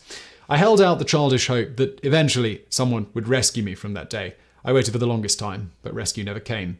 I think the administrative officers at the base were expecting or hoping that someone else would take care of it, while the officers at our home units wouldn't understand what we had gone through. Our families didn't know either, mistakenly thinking that what happened had happened near us, not to us. We dispersed throughout the province soon afterwards, and we had been conditioned to accept that what had happened was not important, so we believed our residual feelings were abnormal, and no one talked about it. For more than 4 decades, this trauma, suppressed by a Cold War ethos of secrecy and denial, would haunt the cadets of D Company. It was not until 2017 that Canadian Defence Minister Harjit Sayan formally apologised for the incident and agreed to award up to $310,000 in compensation to each of the survivors and their families for pain, suffering, and medical expenses. On the morning of March the 23rd, 1976, the peace of Tokyo's Satagawa neighborhood was shattered as a small aircraft came screaming out of the sky and slammed into the side of a large 2-story house. The plane burst into a giant fireball in impact, setting the house ablaze and injuring 2 of its occupants, though miraculously no one but the pilot was killed. But as firefighters and police arrived on the scene, it soon became clear that this was not some tragic accident, but rather a deliberate attempt at assassination, Kamikaze style. The intended victim, Japan's most notorious crime boss. The assassin, a troubled porn actor obsessed with the Bushido samurai code. And the motive, one of the greatest political scandals in Japanese history. To understand the events that led to the March 23rd attack, it's important to understand the political and social climate of Japan in the 1970s. For many Japanese people, Japan's unconditional surrender to the United States on September 2nd, 1945 was a national disgrace. In the immediate post-war years, Japan effectively became an allied puppet state, with American General Douglas MacArthur as the new emperor in all but name. During this period, the Allies disarmed the Japanese military forces, banned the nationalist religion of state Shinto, arrested and tried Japanese leaders for war crimes, extracted over $1 billion in reparations for countries ravaged by Japan's war of conquest, and forcibly replaced Japan's military government with a Western-style parliamentary democracy. Eventually, however, the Allies realized Japan's value as a bulwark against communism in Asia, and in April 1952 ended their occupation and restored the nation's independence. But this was independence with a catch. For the 1951 US-Japan Security Treaty granted the United States the exclusive right to station more than 250,000 troops on Japanese soil, while the US government and American corporations continued to exert massive influence over Japanese politics and industry. These measures proved deeply unpopular with the Japanese people, leading to a string of violent protests throughout the 1950s. Amid this ongoing national humiliation emerged a powerful right-wing nationalist movement which rejected both capitalism and communism and yearned to restore Japan's lost honor and return the nation to its militaristic glory days of the 1930s and 40s. At their peak in the 1970s, the nationalists numbered in the hundreds of thousands, divided among dozens of militia groups scattered across the country. Among these was the Tai-to-no-kai, or Shield Society, led by celebrated poet, playwright, and actor Yukio Mishima. On November 25, 1970, Mishima and 4 of his followers infiltrated the central Tokyo headquarters of the Japanese Self-Defense Forces, took the commandant hostage, and barricaded themselves inside the building. Then, wearing a traditional hachamachi headband bearing the rising sun emblem and the motto "to be reborn 7 times to serve the country," Mishima appeared on a balcony and delivered a passionate speech to the soldiers gathered below, calling on them to rise up against the government and restore control of the military and all of Japan to the emperor. Unfortunately, Mishima's speech inspired only jeers and heckling, and when it became clear that no uprising was forthcoming, the poet-turned-revolutionary committed seppuku, or ritual suicide, disemboweling himself with a knife while a follower decapitated him with a sword. While Mishima's attempted coup d'etat was a dismal failure, his example inspired a whole generation of young romantic nationalists, including our soon-to-be kamikaze assassin, one Mitsuyasu Mino. Little is known about Mino's early life. Born in Tokyo in 1946 or 1957, he took to acting at a young age, joining various theatrical groups as a teenager and appearing in his first film in 1959. He later took acting classes at the University of California in 1967, before returning to Japan to start his acting career. Unfortunately, Mino found film roles hard to come by and was forced to appear in low-budget exploitation films like 1970s Stray Cat Rock, Wild Jumbo, and a popular style of Japanese softcore pornography known as a pink film. In the 1970s, pink films made up nearly 2/3 of all films made in Japan, with the most popular being the Roman porno series made by Studio Nikatsu.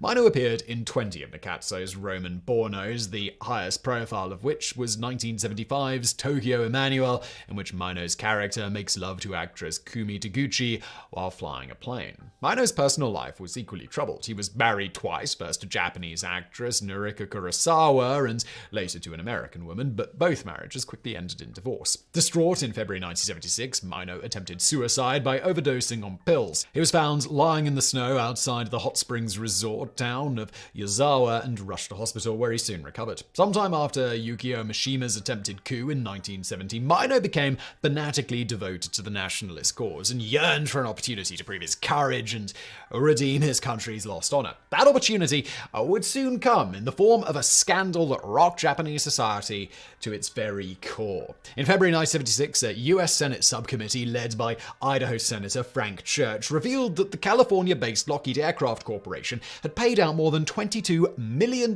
in illegal bribes to foreign governments to entice purchasers of their products. Recipients of these bribes included Japan, the Netherlands, Saudi Arabia, Italy, and West Germany, whose purchase of 916 F-104 starfighters was trumpeted as the sale of the century. According to testimony by Lockheed executives, despite securing $250 million in government loans, by the early 1970s, the company was on the edge of bankruptcy. Delays in the release of its new L-1011 TriStar airliner had resulted in disappointing sales, with most airlines instead opting for the competing Douglas DC-10. Sales of other aircraft were equally disappointing. The F-104 starfighter, introduced in 1958 as a high-speed, high-altitude interceptor for shooting down Soviet nuclear bombers, was short-lived in US Air Force service, being replaced after only 11 years by more versatile aircraft. In desperation, Lockheed marketed the starfighter as a low-level ground attack aircraft, exporting the type to 14 friendly nations, including Canada, Germany, Denmark, Turkey, and Taiwan.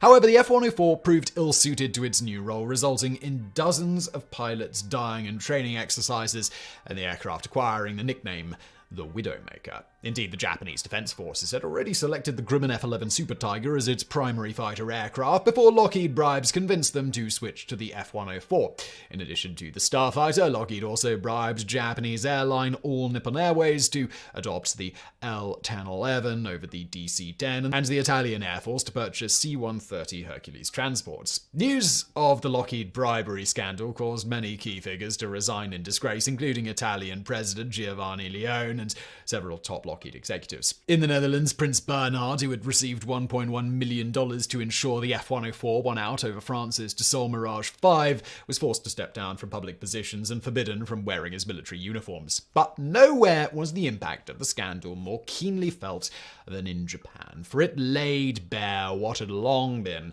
an open secret in Japanese politics. While the United States had attempted to impose upon Japan a Western-style parliamentary democracy, this foreign import failed to stick, and Japanese politics quickly devolved into what New York Times reporter Jerome Cohen described in 1976 as a loose oligarchy of conservative politicians that goes by the name of the Liberal Democratic Party. Power derives from factions, and factions coalesce around leaders picked less for ideological considerations than for political talents, particularly ability to raise money. The money is used by the leader and his cohorts to win elections and solidify ties with constituents. Each faction strives to place its members in ministerial and other high posts. Its ultimate goal is to elect its leader to the party presidency, thus assuring his selection as prime minister, assuming the Liberal Democrats remain in the majority in parliament. Faction leaders are constantly contending, negotiating, and conspiring in tea houses, geisha restaurants, and hot spring resorts, and every cabinet reshuffle reflects the latest temporary coalition of forces. Occasionally,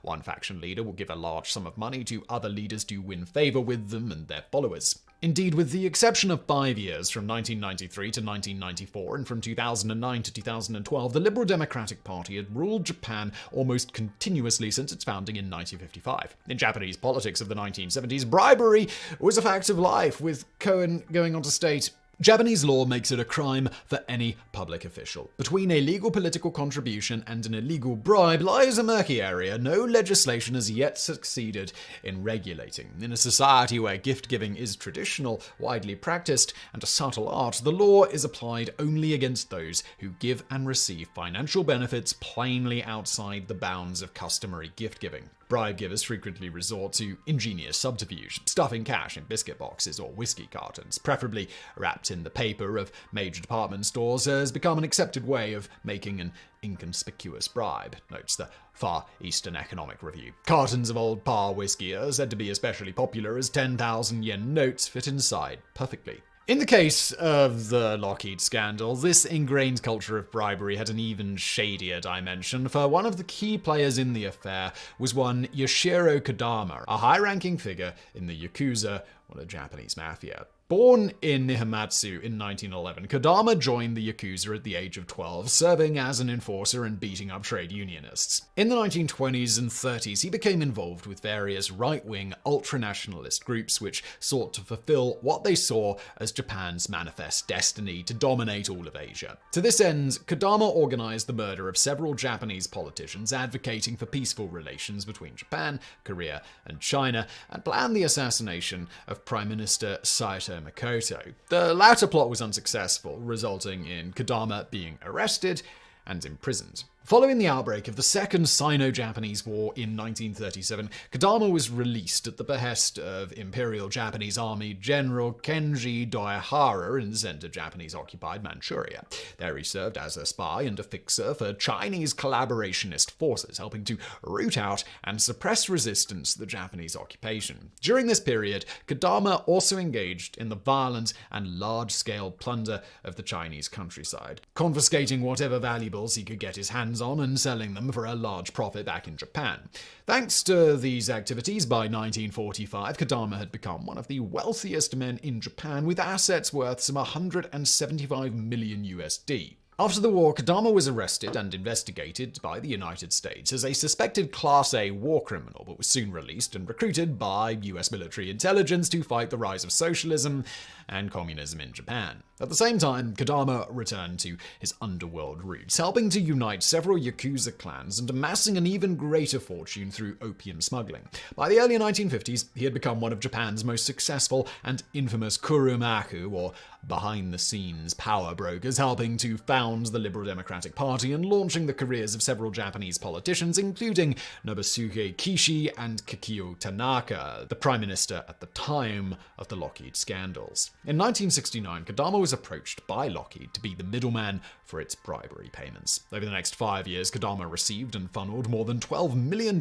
in Lockheed bribes to various officials, including Prime Minister Tanaka, Finance Minister Eisaku Sato, Japanese Self-Defense Forces Chief of Staff Minoru Genda, top executives at the Marubeni Corporation and All Nippon Airways, and, of course, himself. When the scandal broke in 1976, many of Kodama's fellow ultranationalists were aghast, seeing his collaboration with the company whose aircraft had devastated Japan during the war as a betrayal of everything that he claimed to stand for. Many even called for Kodama to commit seppuku, to atone for his disgrace. Particularly incensed was Mitsuyasu Mino, who, upon learning of the scandal, declared Kodama to be without honor and vowed to kill him in the most heroic fashion possible by crashing an aircraft into his house in the style of the wartime kamikaze suicide pilots. At the time, Mino held a private pilot's license and was registered at the Taiyo Flying Club on the outskirts of Tokyo. In early March 1976, Mino rehearsed for his attack by making several flights over Kodama's home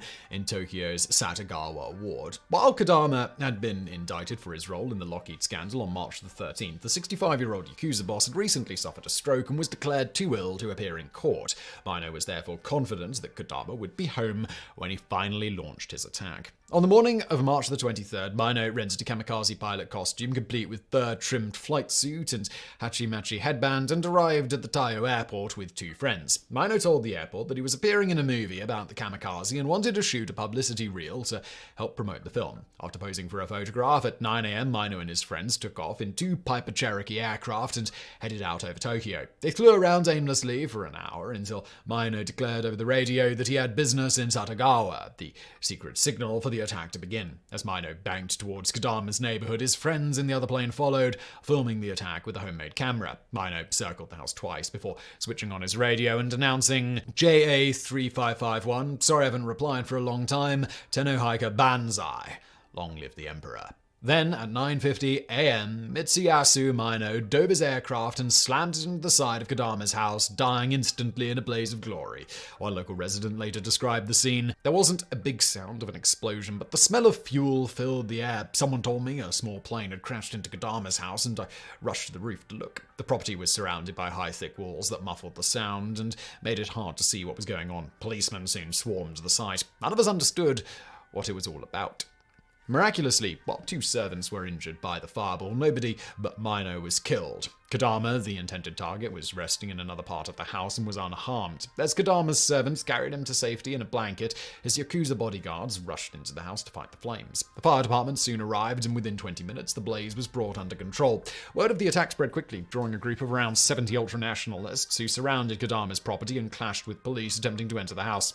Reactions to Mino's brazen assassination attempt were mixed. While his fellow ultranationalists praised him for embodying the spirit of the samurai, others were less impressed, with an editorial in the newspaper Mainichi Shimbun asking, "Is it imaginable that a young German, not a wartime officer, would commit suicide in a Nazi uniform shouting Heil Hitler?" Coming more than 30 years after the end of World War II, Mino's kamikaze flight revived the ghost the Japanese wanted to forget. Keiichi Ito, the Director General of Training of the Japanese Self-Defense Forces and a former kamikaze pilot, dismissed Mino's supposed heroism, declaring Mino was performing an egotistical grandstand play to win publicity, not unlike Mishima's suicide. Both were showing off to the world. However, in an amusing case of game recognizing game, Ito went on to praise Mino's technique in carrying out the attack, calling his piloting very skillful. I give him the highest marks on that score. But in the end, Japan's last kamikaze attack would have no impact on the scandal which inspired it. On July the 27th, 1967, Prime Minister Tanaka was arrested and formally charged with taking $1.6 million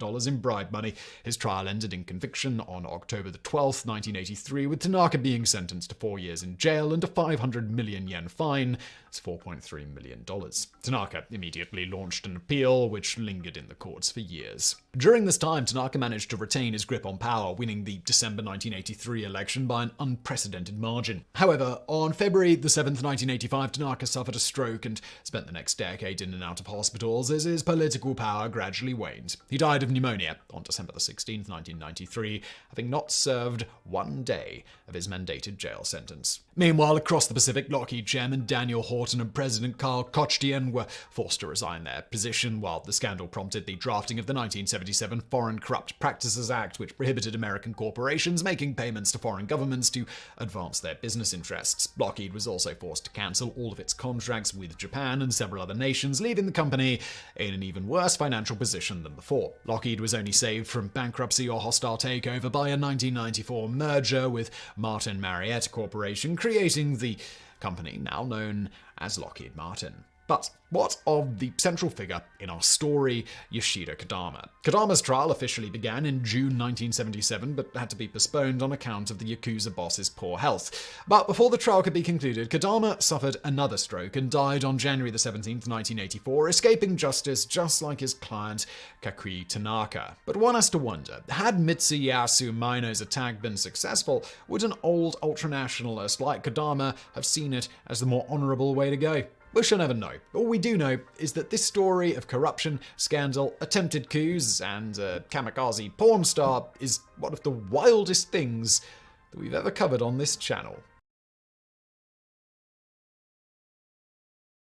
If you were to visit New York's Coney Island in the early 20th century, you would have found no shortage of wonderful amusements to occupy your time. You could swim in the ocean, enjoy an ice cream or a hot dog, or brave the death-defying mechanical rides of the island's 3 giant amusement parks. If you were feeling more adventurous, you could take in such spectacles as a Boer War battle reenactment starring 1,000 soldiers, a burning building being extinguished by firefighters, reenactments of the eruption of Mount Vesuvius and the 1889 Jonestown flood, or sideshow attractions like Lilliputian, a village inhabited entirely by little people. But amid this anything-goes carnival atmosphere, one attraction would have seemed rather out of place. For a 25-cent admission fee, you could enter a sterile room attended by white-gowned nurses in which dozens of tiny premature babies weighing only a pound or two lay swaddled inside glass-doored incubators. This strange exhibit was among the most popular on the island, drawing thousands of visitors every day to witness this miracle of modern medicine. But this was not some crass parody or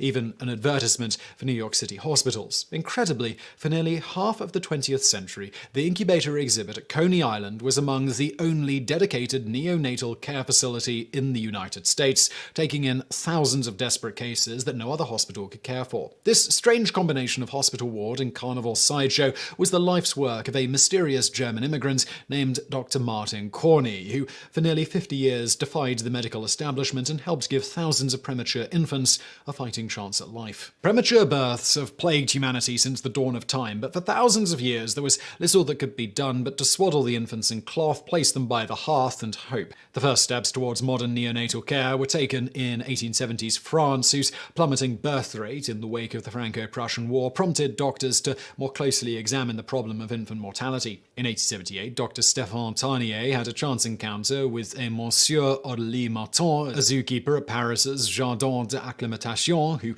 showed him the latest model of incubator for hatching bird eggs. Inspired over the next 2 years, Tarnier perfected a modified version of the incubator for use with premature infants. The device consisted of a wooden cabinet with a glass lid divided into 2 compartments, the upper one holding the infant and the lower one a pan of water heated by oil lamps to warm and humidify the air. A small chimney packed with chemically treated cotton filtered the incoming air.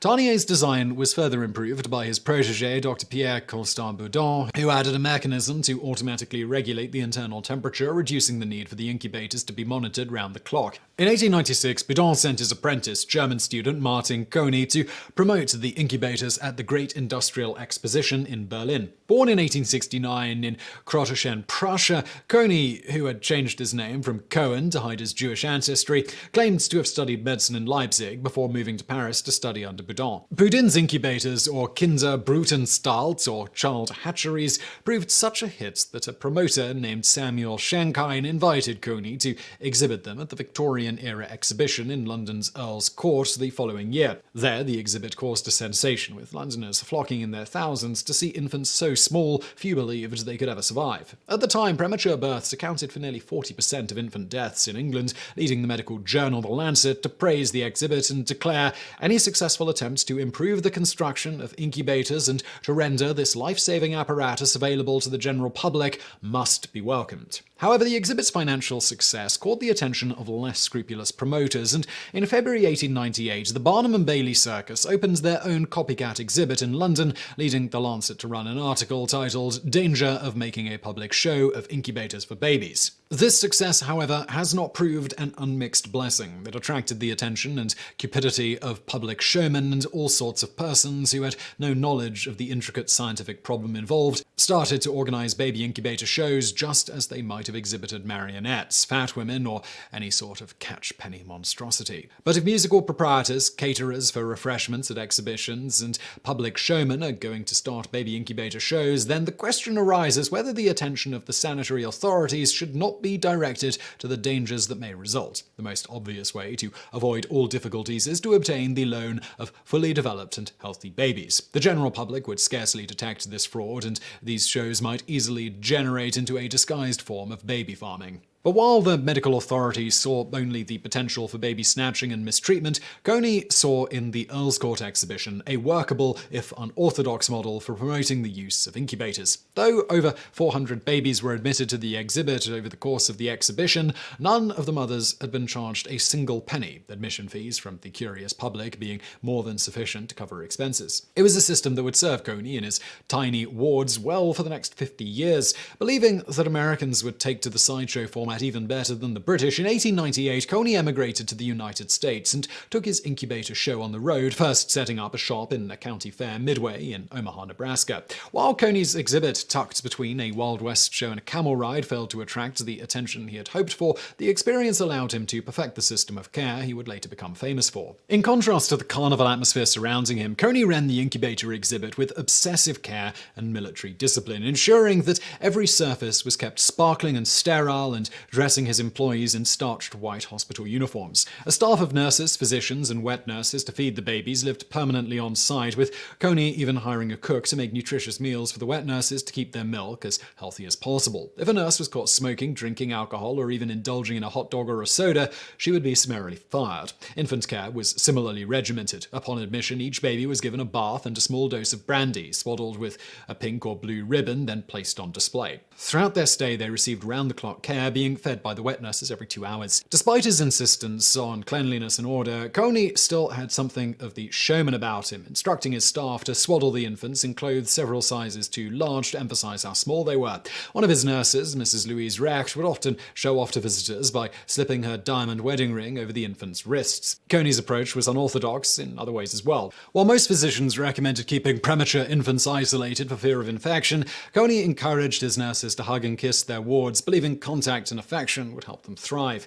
Coney's next ports of call were the 1901 Pan American Exposition in Buffalo, New York, and the 1904 St. Louis World Fair. The year before, he married one of his nurses, Annabelle May Segner, and in 1907, their first child, Hildegard, was born prematurely and had to be nursed back to health in one of Coney's incubators. The incident spurred Coney to continue his work, and later in life, Hildegard would train as a nurse and join her father's business. By this time, Coney's incubator sideshows had finally caught on, and he was fast becoming a very wealthy man. Indeed, the daily cost of caring for each baby at the St. Louis Fair was around $15, equivalent to $405 in today's money, yet the exhibit never had any difficulty covering expenses. By 1903, Coney had made enough money to establish permanent exhibits at the Luna Park and Dreamland amusement parks on Coney Island, while in 1905 he built another in Atlantic City. But while the public couldn't get enough of Coney's tiny babies, the medical establishment was rather more skeptical. In 1904, large numbers of infants died at a rival incubator show at the 1904 1934 World's Fair, while in 1911 the Dreamland amusement park burned to the ground. While the infants in the incubator exhibit were saved from the flames, the incident prompted the president of the New York Society for the Prevention of Cruelty to Children to declare that infant care should only be performed in hospitals. While Coney wholeheartedly agreed, despite his best efforts, incubators and neonatal care was slow to catch on in the United States. Part of the problem was a simple lack of resources with which to provide premature infants with round-the-clock care. As journalist A.G. Liebing wrote in 1939, "There are not enough doctors and nurses experienced in this field to go around. Care of prematures as private patients is hideously expensive. $6 a day for mother's milk, rental of an incubator in a hospital room, oxygen several visits a day by a physician, and $15 a day for 3 shifts of nurses." Coney's work was also tainted by his lack of professional qualifications. While he often styled himself as a doctor, there is little evidence that Coney actually obtained a medical degree. This led many medical professionals to dismiss him as little more than a carnival showman and a charlatan. But there was another, more sinister reason for the lack of interest in incubators: eugenics. The eugenics movement, which sought to improve society through a program of selective breeding and the sterilization or extermination of those deemed genetically inferior, saw premature infants as weaklings and runts not worth saving. So pervasive was this attitude in American society that in 1917 Chicago doctor Harry Hazelden produced a film titled The Black Stork, arguing for the euthanasia of defective children, and Better Babies contests awarding gold ribbons to the fittest-looking children were often held next door to Coney's incubator exhibits. The eugenics movement disgusted Coney, who, when challenged by critics, would often rattle off a long list of historical figures who were born prematurely but went on to accomplish great things, including Mark Twain, Napoleon Bonaparte, Victor Hugo, Charles Darwin, and Sir Isaac Newton. While doctors and eugenicists could debate Coney's credentials or the value of his work, what they could not argue with were his results. Over his 50-year career, Coney's incubator exhibits enjoyed a success rate of 85%, nursing infants weighing as little as 23 ounces back to health. And Coney was not without allies. In 1914, he met Dr. Julius Hess, widely considered to be the father of American neonatology, and the two became lifelong friends. In his groundbreaking 1922 textbook, Premature and Congenitally Diseased Infants, Hess became one of the first physicians to acknowledge Coney's pioneering role in the history of infant care. He also bankrolled Coney's exhibit at the 1933 Century of Progress exhibit in Chicago. As before, the show drew massive crowds, and to celebrate his success in 1934, Coney held a homecoming for the babies who had graduated from his incubators the year before. Of the 58 babies cared for in 1933, 41 returned with their mothers, the joyous event being broadcast live across the nation. 6 years later, Coney's decades of work finally paid off when the first dedicated neonatal unit opened at Cornell Hospital in New York. That same year, Coney exhibited his incubators at the 1939 New York World's Fair, but unlike previous years, the high operating costs nearly bankrupted him, and he was forced to start winding down his permanent exhibits. In 1943, after 40 years of operation, the incubator exhibits at Coney Island and Atlantic City closed their doors for the last time. Martin Coney died in 1950 at the age of 81. While Martin Coney is rarely remembered today, his contributions to medicine cannot be overstated. Between 1896 and 1943, his incubator exhibits took in around 8,500 premature infants and succeeded in saving nearly 7,500. In the face of an apathetic and hostile medical establishment, his unorthodox mix of pioneering medicine and carnival showmanship brought hope to desperate parents and gave thousands of children, abandoned by society, a fighting chance at life. But there are those who will never forget. Kathy Mayer was born 8 weeks premature in 1939, and when her parents realized they couldn't afford her hospital care, a doctor recommended she be taken to the Coney Island facility. In a 2016 interview, the now 77-year-old Mayer recalled, "I was a sickly baby. If it wasn't for Coney, I wouldn't be here today, and neither would my 4 children and 5 grandchildren. We have so much to thank him for." Ranked 66th on the Fortune 500, the Walt Disney Company is among the largest corporations in the United States and the second largest entertainment company in the world.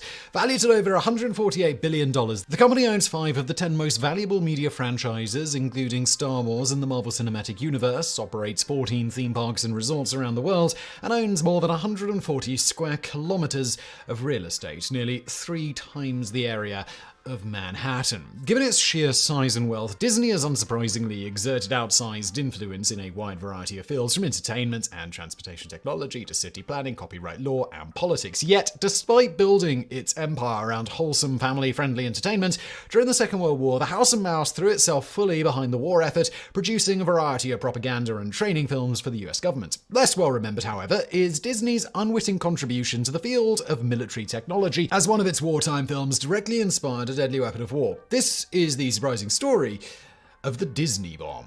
During the Second World War, no nation poured more cubic meters of reinforced concrete than the Third Reich. The Nazi obsession with monumental fortifications extended from the bunkers of the Atlantic Wall stretching from Norway to Spain, to the massive U-boat pens at Lorient and La Rochelle, to the flak towers defending the skies over Berlin, Hamburg, and Vienna. Symbols of brutality as much as strength, many of these structures were constructed by the some 1.4 million forced laborers of the Nazi Party's infamous organization TOT. In August 1943, Allied reconnaissance aircraft began spotting a number of strange new constructions across occupied France, the purpose of which were at first a mystery. These structures fell into three basic types. The first was a low bunker from which projected a long, shallow ramp supported on concrete pillars. Four of these installations were being built by the Germans at Siracourt, Devre, Tamerville, and Couville. The second type was a giant concrete dome, 71 meters in diameter, being built into the side of a disused chalk quarry at Vincennes. A similar rectangular bunker was also under construction nearby at Epelac. The third and final installation was a complex of deep underground tunnels and angled shafts being built at Mimoyac in the Pas-de-Calais, the closest point in France to the United Kingdom. These strange installations, as the Allies would soon learn, were the launch sites for a new generation of high-tech weapon systems, which the Germans called Vergeltungswaffe, or vengeance weapons. The ram sites were built to launch the Fieseler Fi-103, better known as the V1 or the Buzz Bomb, an early cruise missile powered by a crude pulse jet engine. The bunker was used to store and assemble the missiles, while the ramp contained a steam-powered catapult used to accelerate the weapons towards their targets, in this case the Greater London area. Once launched, the V1 would cruise across the English Channel at an altitude of 1,000 meters until a wind-driven propeller in its nose reached a certain number of revolutions. The missile's elevators would then spring downward, sending the weapon and its 1-ton explosive warhead diving towards the ground. The giant dome at Vincennes was designed to launch the more sophisticated V2, the world's first operational ballistic missile. The V2 was fueled by ethanol and liquid oxygen, the latter of which boiled off and had to be continuously manufactured. The Vincennes bunker thus incorporated a liquid oxygen plant and an underground workshop where missiles could be prepared and fueled before being transported via narrow-gauge railway to open-air pads for launch. In this manner, dozens of missiles could be launched against London every day. Unlike the V1, whose distinctive high-pitched buzzing sound could be heard for miles around and which could be shot down by anti-aircraft guns or sufficiently powerful fighter aircraft, the V2 gave no such warning of its approach and was essentially unstoppable, descending on its target from the edge of space at twice the speed of sound. While impressive on paper, the Vincennes bunker was met with skepticism by many German army officers who saw fixed sites, however well fortified, as inherently vulnerable to attack. These officers preferred mobile rocket batteries, which could fuel and launch a V2 within hours before moving on to a new site, making them extremely difficult for marauding Allied aircraft to track down and destroy. However, all these critics were overruled by Adolf Hitler, who was obsessed with grandiose military constructions. Finally, the underground fortress at Mimiec was built to house the V3 cannon, a high-velocity gun that used multiple staggered propellant chambers to accelerate a special fin-stabilized shell fast enough to hit London from the coast of France. With a total of 25 gun barrels capable of firing 10 shots a minute, the battery, as designed, would have been able to bombard its target with up to 600 shells every hour. Taken together, the Atlantic Wall, U-boat pens, and fortified V-weapon sites presented a formidable obstacle to the Allied war effort, being all but impervious to regular high-explosive bombs. Furthermore, many strategic targets, such as railway tunnels and viaducts, are proven too small to effectively attack via conventional means. As plans for the invasion of Europe picked up steam, the search began for new kinds of weapons with which to take out these specialized targets. The solution came courtesy of legendary English engineer Barnes Wallis, who had famously designed the bouncing bombs used in Operation Chastis, the famous Dam Busters raid of May 16, 1943, against the 3 hydroelectric dams in the German Ruhr Valley. To solve the problem of attacking targets, Wallis designed a truly massive bomb that he called Tall Boy. 21 meters long and weighing 5.5 tons, the Tall Boy was so huge only one aircraft could carry it, the Avro Lancaster heavy bomber, and then only if 2 gun turrets and other components were removed to save weight. When dropped from an altitude of 6,500 meters, the streamlined Tall Boy accelerated to a velocity of 750 kilometers per hour, nearly the speed of sound, before impacting the ground. This, along with the bomb's thick, hardened steel casing, allowed it to penetrate up to 5 meters of reinforced concrete before detonating, making it more than a match for even the strongest German bunker. More ingenious still, the Tall Boy was designed to be effective even if it missed its intended target. If dropped next to a bunker or railway viaduct, for example, the bomb would penetrate deep into the earth and create a large underground blast cavern or camouflage. The resulting shockwave or earthquake effect would shake and undermine the entire structure, often resulting in greater damage than a direct hit. In July 1943, Wallace designed an even larger earthquake bomb called the Grand Slam, which was a full 2 meters longer and twice as heavy as the Tall Boy, with an even thicker casing and greater penetration ability. Like the Tall Boy, the Grand Slam was filled by hand-filling the casing with molten Torpex explosive, which could take up to a month to cool and solidify. Due to the expensive hand-built nature of the bombs, in an emergency, crews were instructed to attempt a landing with the bomb still aboard, rather than jettisoning it into the sea. The first earthquake bomb attack was carried out on June 8, 1944, against the Saumur rail tunnel in France. 19 Royal Air Force Lancasters dropped Tall Boys on the target, one of which penetrated the tunnel and detonated inside, knocking it out of action for the rest of the war. As part of Operation Crossbow, the overall Allied campaign against the German V weapons, on June 19th, 24th, and 25th, RAF Lancasters flew Tall Boy raids against the V1 and V2 bunkers at Vautin, Vincennes, and Syracuse. The Syracuse bunker received 3 direct hits, while the Vautin and Vincennes bunkers were completely undermined by near misses. These and other crossbow raids ultimately led to the abandonment of fixed V weapon sites, with all further V1s and V2s being launched from mobile installations. Later, in 1944, Tall Boy sorties were carried out against the German battleship Tirpitz in its anchorage at Tromsøfjord in Norway, where it had already survived multiple attacks by conventional bombers and midget submarines. And for more on this, please do check out our previous video, A Worthy Opponent, The Glorious Death of Hampton Great. During the last of these attacks, Operation Catechism on November the 12th, 3 Tall Boys penetrated the Tirpitz's deck and into its ammunition magazine, setting off a massive explosion that completely obliterated and capsized the ship. Operations using the larger Grand Slam began in the spring of 1944 with notable success, including the destruction of the Bielefeld Viaduct on March the 14th and the Arbigen Bridge on March the 21st, and a March the 27th raid on the Valentine submarine pens in Bremen, where 2 Grand Slams and 12 Tall Boys penetrated the 6-meter thick reinforced concrete roof, knocking the U-boat factory out of commission. The V3 cannon bunker at Mimiyek, however, proved a harder nut to crack, with multiple conventional bombing raids mounted between November 1943 and June 1944, inflicting only minor damage. On July the 6th, 1944, the RAF launched a Tall Boy raid on the site, during which 2 bombs penetrated and collapsed large sections of the underground tunnel, burying over 300 Germans and forced laborers alike. This, combined with the discovery of a serious design flaw in the V3 shells, led to the Germans abandoning the site. However, Allied intelligence was not aware of this, and the search continued for a weapon capable of destroying the bunker. This culminated in Operation Aphrodite, a US Army Air Force project which involved converting B-17 and B-24 Liberator bombers into radio-controlled drones, packing them with explosives and crashing them into the target. The drone was flown most of the way by an onboard pilot and navigator who bailed out when close to the target, allowing a radio operator in a nearby mothership to guide it the rest of the way. 2 Aphrodite missions were flown against Mimiyek, the first on August 4, 1944. Pilot Lieutenant Fane Poole and Navigator Sergeant Philip Enterline successfully bailed out, but the radio control operator lost control of the drone and it spiraled into the ground short of the target.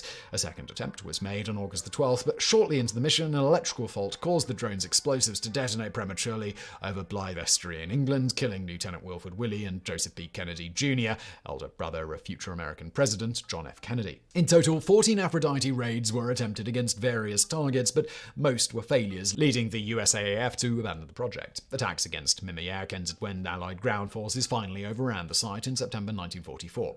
While the Tall Boy and Grand Slam bombs proved incredibly effective in combat, they suffered from a number of limitations. Their penetration ability, being directly tied to impact velocity, was limited by gravitational acceleration and the maximum altitude from which they could be accurately dropped. They were also extremely heavy, severely limiting the aircraft types that could carry them and the maximum speed and range of said aircraft. Strangely, an intriguing solution to these problems would come come not from the mind of an engineer, but from the House of Mouse. By late 1941, Walt Disney Animation Studios was well on its way to becoming an entertainment juggernaut. The 4 animated feature films the studio had produced up to this point, Snow White and the Seven Dwarfs, Pinocchio, Fantasia, and Dumbo, proved wildly popular with audiences and revolutionized the film industry. But this seemingly unstoppable momentum came to a screeching halt on December 7, 1941, when the Empire of Japan attacked Pearl Harbor and the United States entered the Second World War.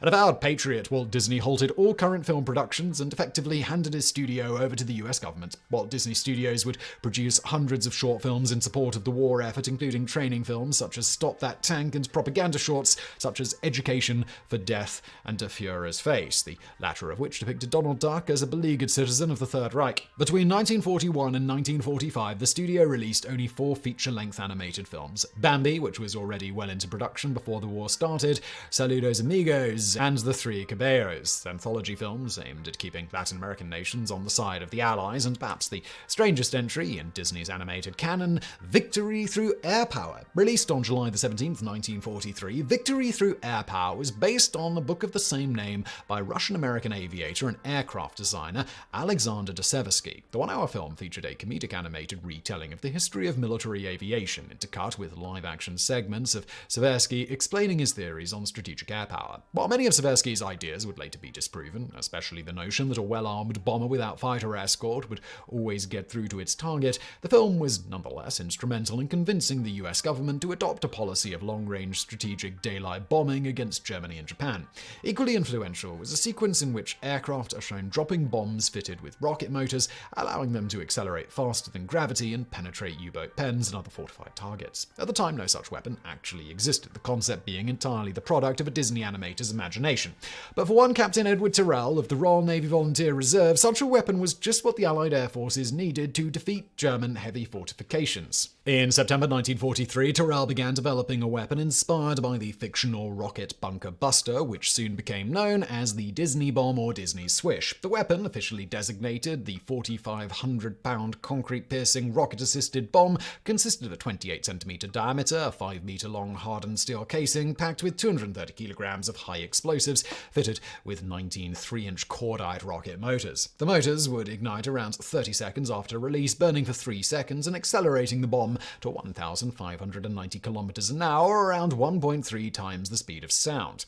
This allowed the Disney Bomb to penetrate up to 5 meters of reinforced concrete, roughly the same as the Tall Boy and Grand Slam, but for less than half the weight, allowing multiple Disney bombs to be carried by a single aircraft. Though designed by the British, the Disney Bomb was only ever operated by the USAAF, with B-17 bombers of the 92nd Bombardment Group being specially modified to carry it.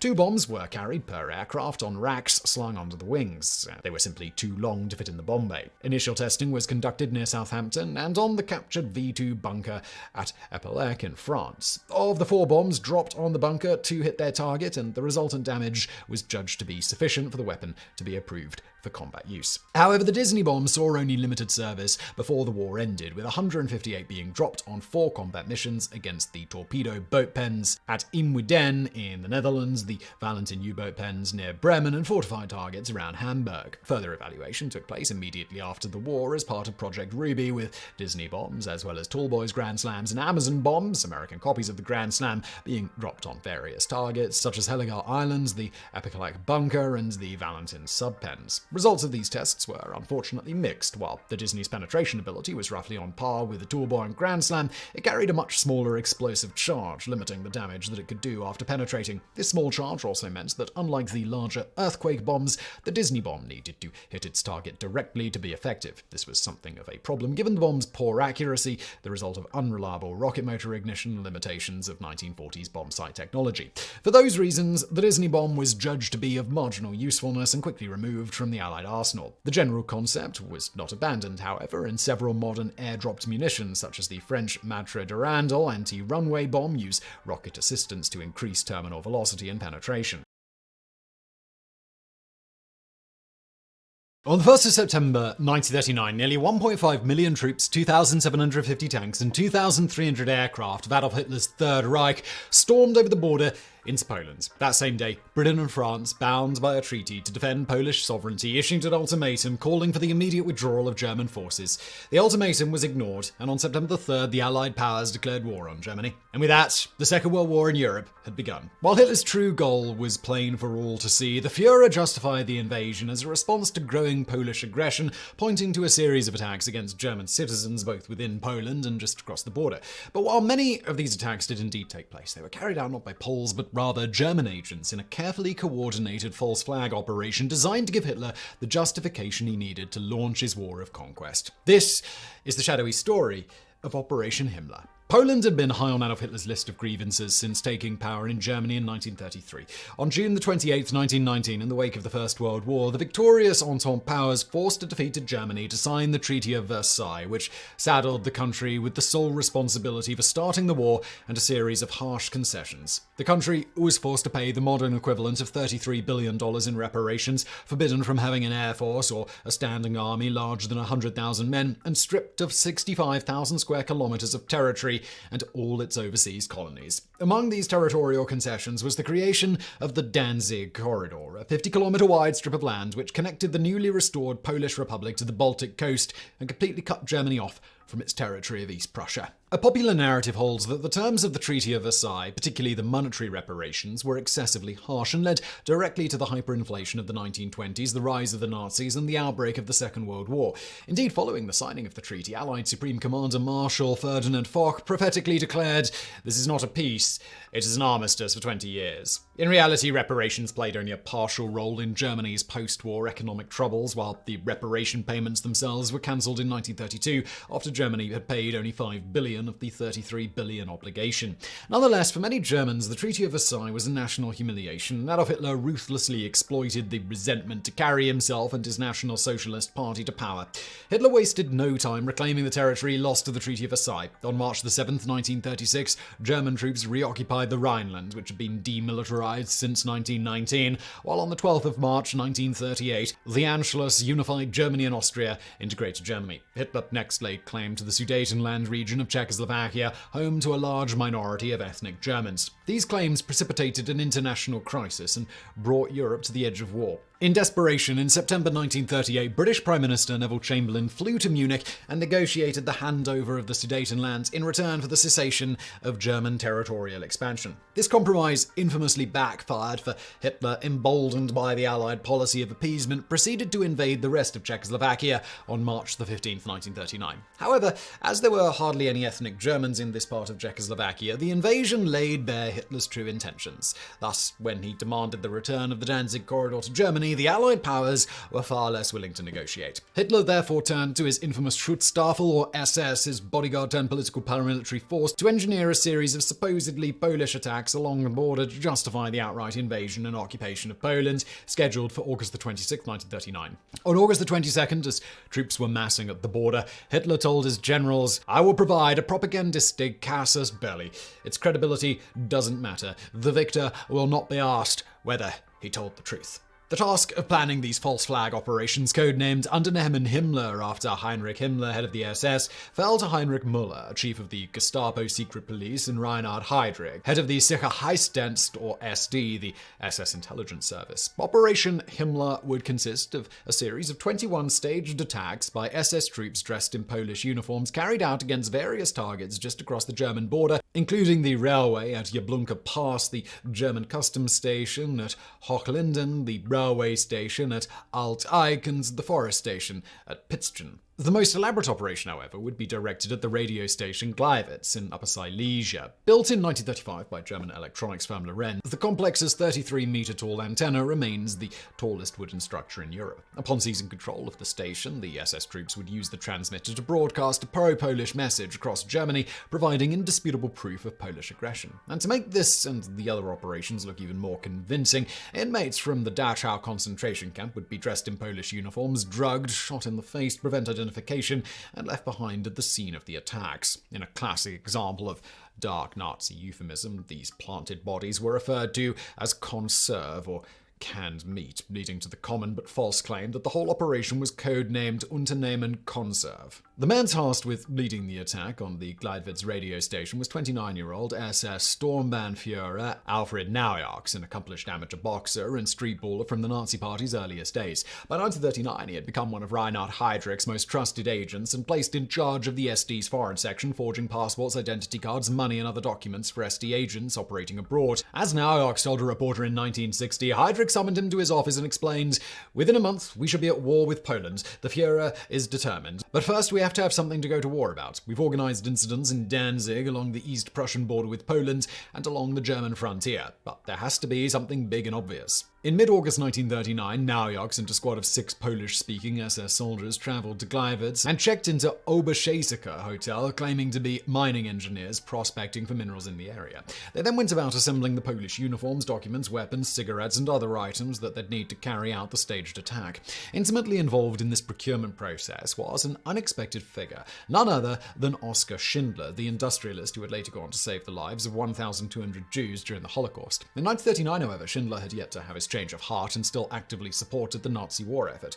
Indeed, this was not even his first collaboration with German intelligence. In 1936, Schindler, broken desperate following a series of failed business ventures, joined the Abwehr, German military intelligence, and was assigned to spy on Czech military defenses near the town of Ostrava. Unfortunately, Schindler proved an even worse spy than he was a businessman and was soon arrested, charged with treason, and sentenced to death in August 1938. But before he could be executed, Germany invaded Czechoslovakia and Schindler was freed. He was then promoted by the Abwehr and made deputy commander of intelligence in Ostrava, which was less than 20 kilometers from Gleiwitz. Uniforms and other materials for the Gleiwitz operation were stored in Schindler's apartment, while a network of Abwehr agents under his command helped smuggle SS agents across the border into Poland.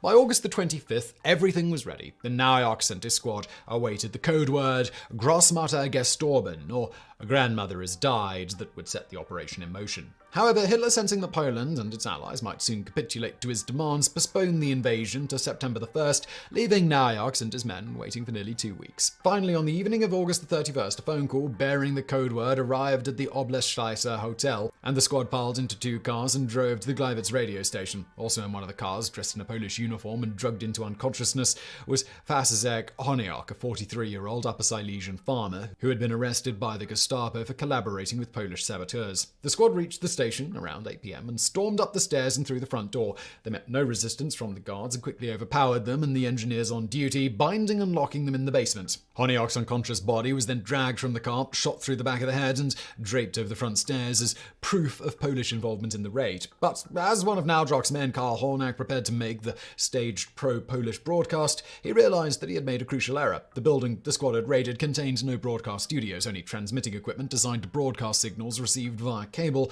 from the city of Breslau. After a desperate 10-minute search of the building, Hornak resorted to using an emergency storm microphone designed to warn radio listeners of inclement weather. In perfect Polish, Hornak barked over the airwaves, "Attention, this is Gliwice. The broadcasting station is in Polish hands." Hornak had intended to end the broadcast with a statement about Polish territorial claims in the region, but this part of the message was cut off, either due to technical problems or a Polish technician who managed to shut down the transmitter. But it was enough, and Naujoks' squad withdrew from the complex. Radio stations in Germany rebroadcast the transmission across the country as proof of Polish aggression. The other 20 Operation Himmler attacks were similarly successful, with one major exception. The squad tasked with raiding the Hochlinden customs post was not informed of the delay in the invasion plans and attacked before the post could be cleared, resulting in the deaths of several German citizens. But it hardly mattered. Hitler had his pretext for invasion. The next morning, the Führer gave a speech before the German parliament, or Reichstag, declaring, "I can no longer find any willingness on the part of the Polish government to conduct serious negotiations with us. These proposals for mediation have failed because in the meanwhile there first of all came as an answer to the sudden Polish general mobilization, followed by more Polish atrocities. These were again repeated last night. Recently, in one night, there were as many as 21 frontier incidents. Last night, there were 14, of which 3 were quite serious. I have therefore resolved to speak to Poland in the same language that Poland for months past has used towards us. This night, for the first time, Polish regular soldiers fired on our own territory. Since 5:45 a.m. we have been returning the fire. I will continue this struggle, no matter against whom, until the safety of the Reich and its rights are secured." As Hitler spoke these words, the combined might of the German Wehrmacht and Luftwaffe was already storming across the border into Poland. While the Allied powers were not fooled for long, the confusion sown by the Operation Himmler attacks bought Hitler valuable time to complete his invasion unopposed. On September the 17th, the Soviet Union, with whom Hitler had signed a non-aggression pact, invaded Poland from the east. By October the 6th, Poland's fate was sealed and the stage was set for the most destructive conflict in modern history. An army, Napoleon Bonaparte once noted, marches on its stomach. No matter how vast its ranks, advanced its weaponry, or brilliant its commanders, a military force full of hungry, malnourished troops is unlikely to be an effective one. The central role of food in combat effectiveness goes beyond merely supplying calories. There is no quicker way to sow demoralization or even outright mutiny than to supply one's troops with low-quality food.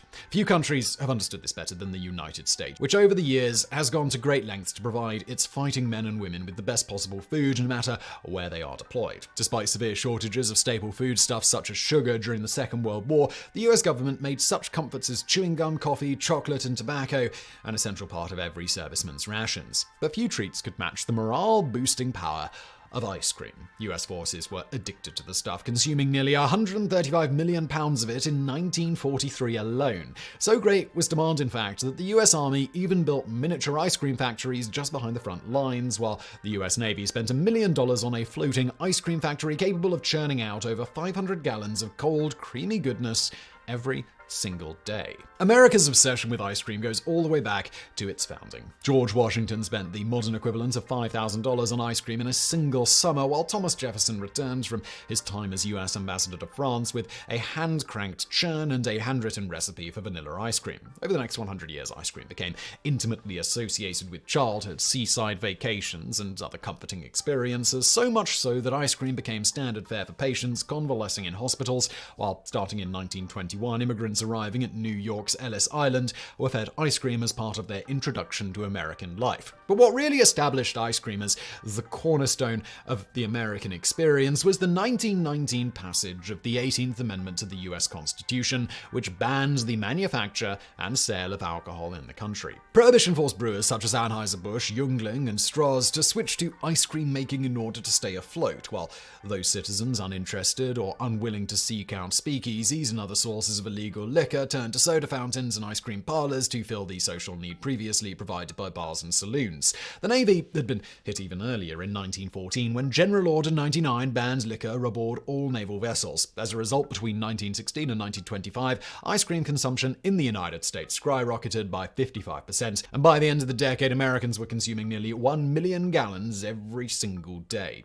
Curiously, the 1929 stock market crash and the onset of the Great Depression only drove up consumption, as ice cream was among the few comforting luxuries that almost anyone could afford to indulge in. Indeed, the popular ice cream flavor Rocky Road, consisting of chocolate mixed with nuts and chunks of marshmallow, was introduced by ice cream manufacturer William Dreyer in 1929 as a metaphor for the hard times that he and his fellow countrymen were experiencing. When the Second World War broke out in September 1939, shortages of sugar, milk, vanilla, and other raw ingredients forced most Allied nations to ban or severely restrict the manufacture of ice cream and other sweet treats, with the British government even going so far as to recommend carrots on sticks as a patriotic alternative. And for more on that, please check out our previous video, How World War II Made Everybody Think Carrots Were Good for Their Eyes. When the United States joined the war in December 1941, it initially followed suit and declared ice cream a non-essential food.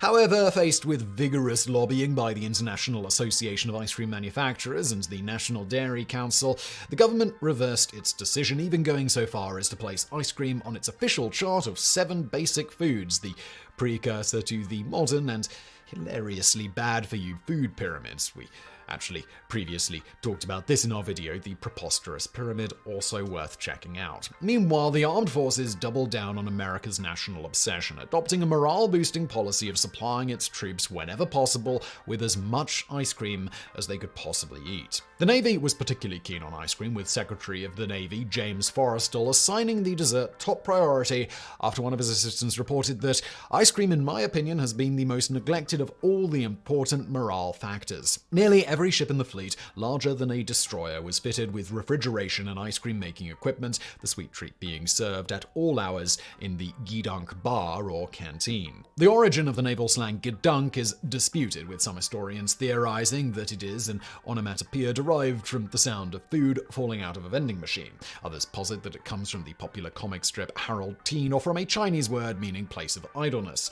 Whatever the case, the gidunk bar and the ice cream it served became a revered fixture of Navy life and an unlikely source of equality in an otherwise rigidly structured system. According to one likely apocryphal story, one day two newly promoted ensigns aboard the battleship USS New Jersey, flagship of the Third Fleet, went down to the ship's gidunk bar to get some ice cream. Finding the line unacceptably long, the ensigns decided to pull rank and skip ahead past all the ordinary sailors.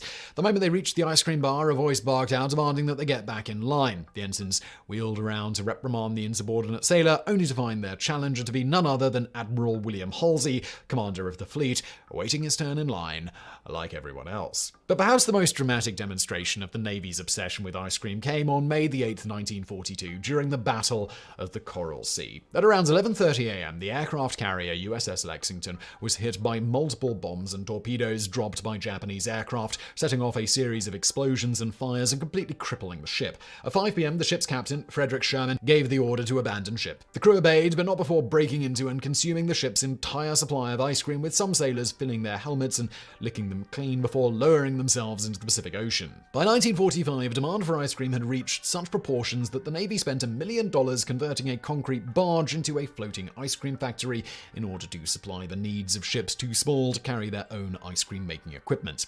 Due to a shortage of metal, early in the war, the Navy had contracted Pennsylvania-based firm McCloskey & Company to build 24 6,000-ton concrete barges to transport supplies. The barges, which had no engines and had to be towed by tugboats, were unpopular with Navy crews, and most were fobbed off to the Army's Transportation Corps. The unnamed ice cream barge, however, quickly became one of the most popular ships in the fleet. A marvel of wartime engineering, the barge could churn out 500 gallons of ice cream every day and had a refrigerated storage capacity for nearly 2,000 gallons. But the Navy was not the only service with a sweet tooth. Throughout the war, the Army's Quartermaster Corps provided American troops with the machinery and ingredients to manufacture some 80 million gallons of ice cream every year.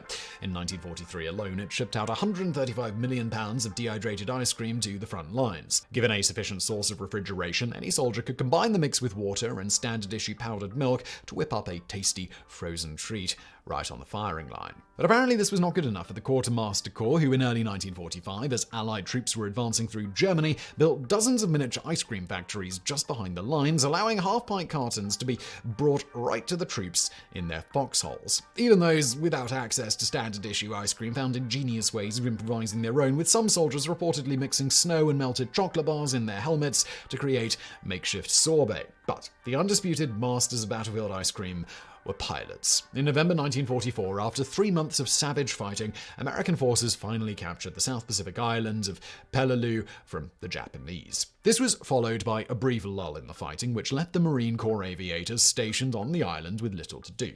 Hoping to raise the morale of his men, J. Hunter Reinberg, commander of a squadron of Vought F-4U Corsair fighter bombers, decided to turn his aircraft into a flying ice cream machine. Under his direction, maintenance crews cut an access hatch in the side of the aircraft's fuel drop tank and suspended a metal ammunition can inside. Reinberg then filled the can with canned milk and cocoa powder and flew his aircraft to an altitude of 30,000 feet, where the freezing temperatures and the vibration of his engine, he hoped, would churn the mixture into ice cream.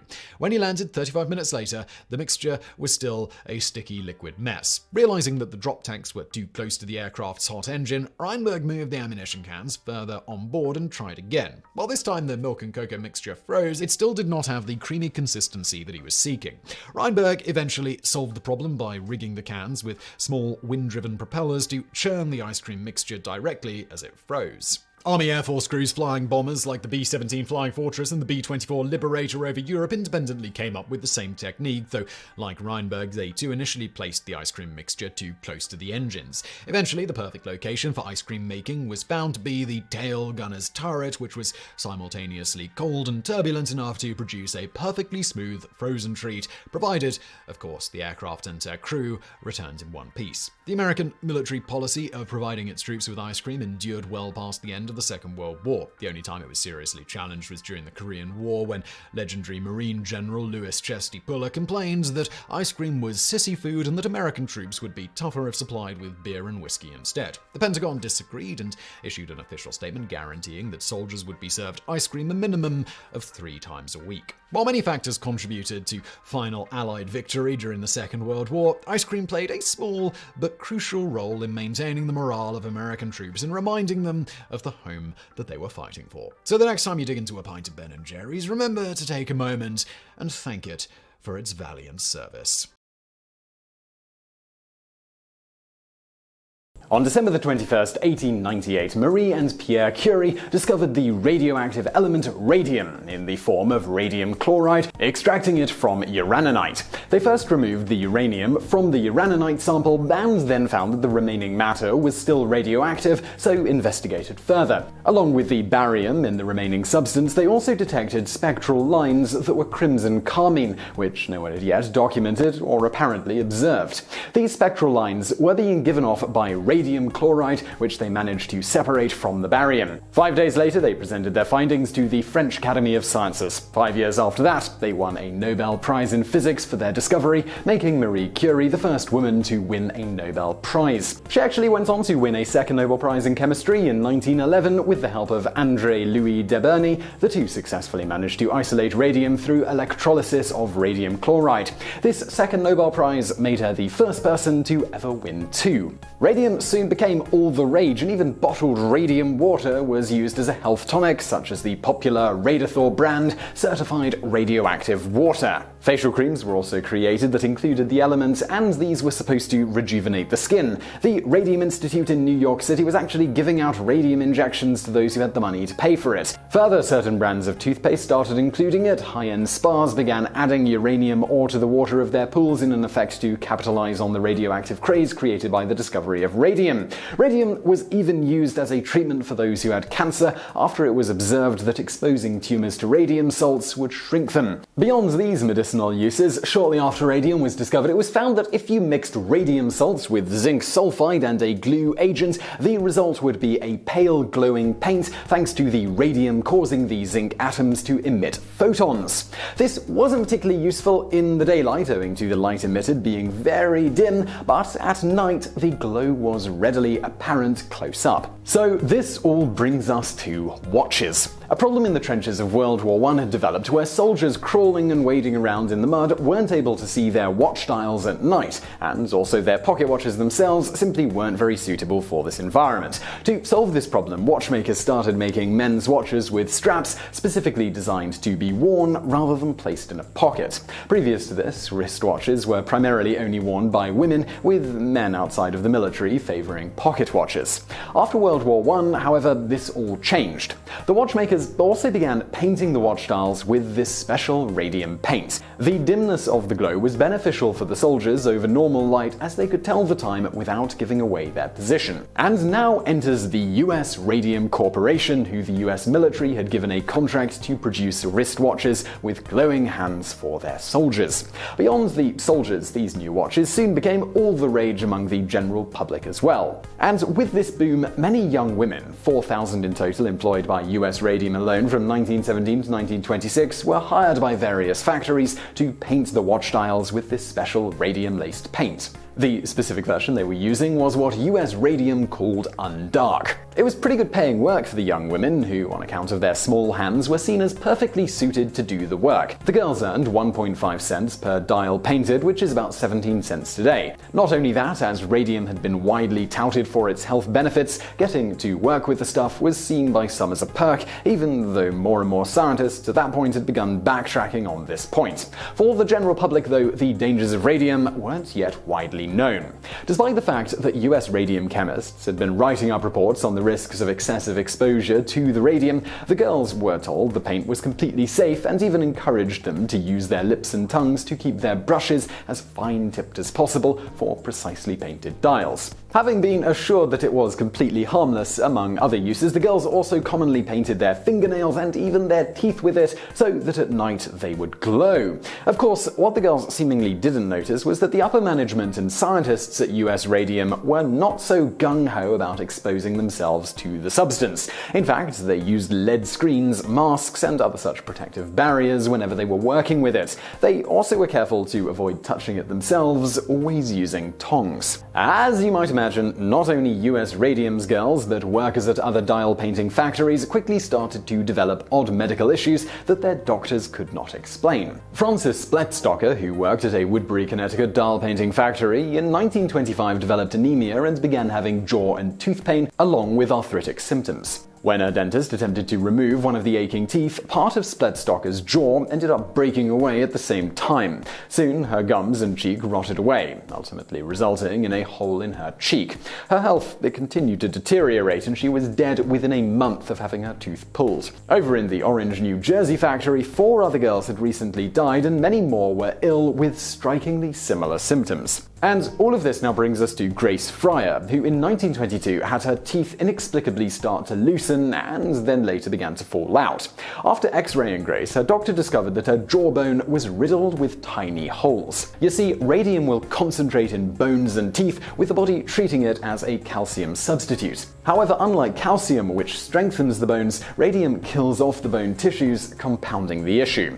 Other doctors examined Grace in an attempt to find the underlying cause of these strange symptoms, which they began seeing more and more of in various young women in the town. They eventually realized that all the women were either currently working at or had once worked as watch dial painters. It was then suggested to Grace that perhaps the health problems that she had been experiencing were related to her former employment in some way. Grace then sought out the help of a specialist, and that's when Dr. Frederick Flynn from Columbia University came onto the scene. After thoroughly examining Grace, he and a colleague of his, both claiming to be medical experts, declared there was absolutely nothing wrong with her. The problem was that Flynn was not a licensed physician, though was a toxicologist who, it turned out, secretly worked for US Radium. And what about his colleague? Well, he was one of the vice presidents at US Radium, unbeknownst to Grace. The reality was that US Radium, they couldn't keep the lid on this terrible secret much longer. But that didn't stop them from trying. They paid off doctors and dentists to claim that the girls were suffering from the sexually transmitted disease syphilis, and generally having this listed as the cause of death when the girls died. This was with the hope that it would not only throw the media off the scent, but also sully the girls' reputations. If the doctors who examined some of the girls were unwilling to make false claims, they simply paid them not to talk to the media.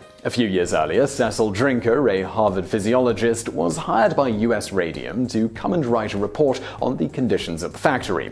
Unfortunately, Drinker couldn't be so easily paid off. His report, after examining the girls in the factory, was utterly dire.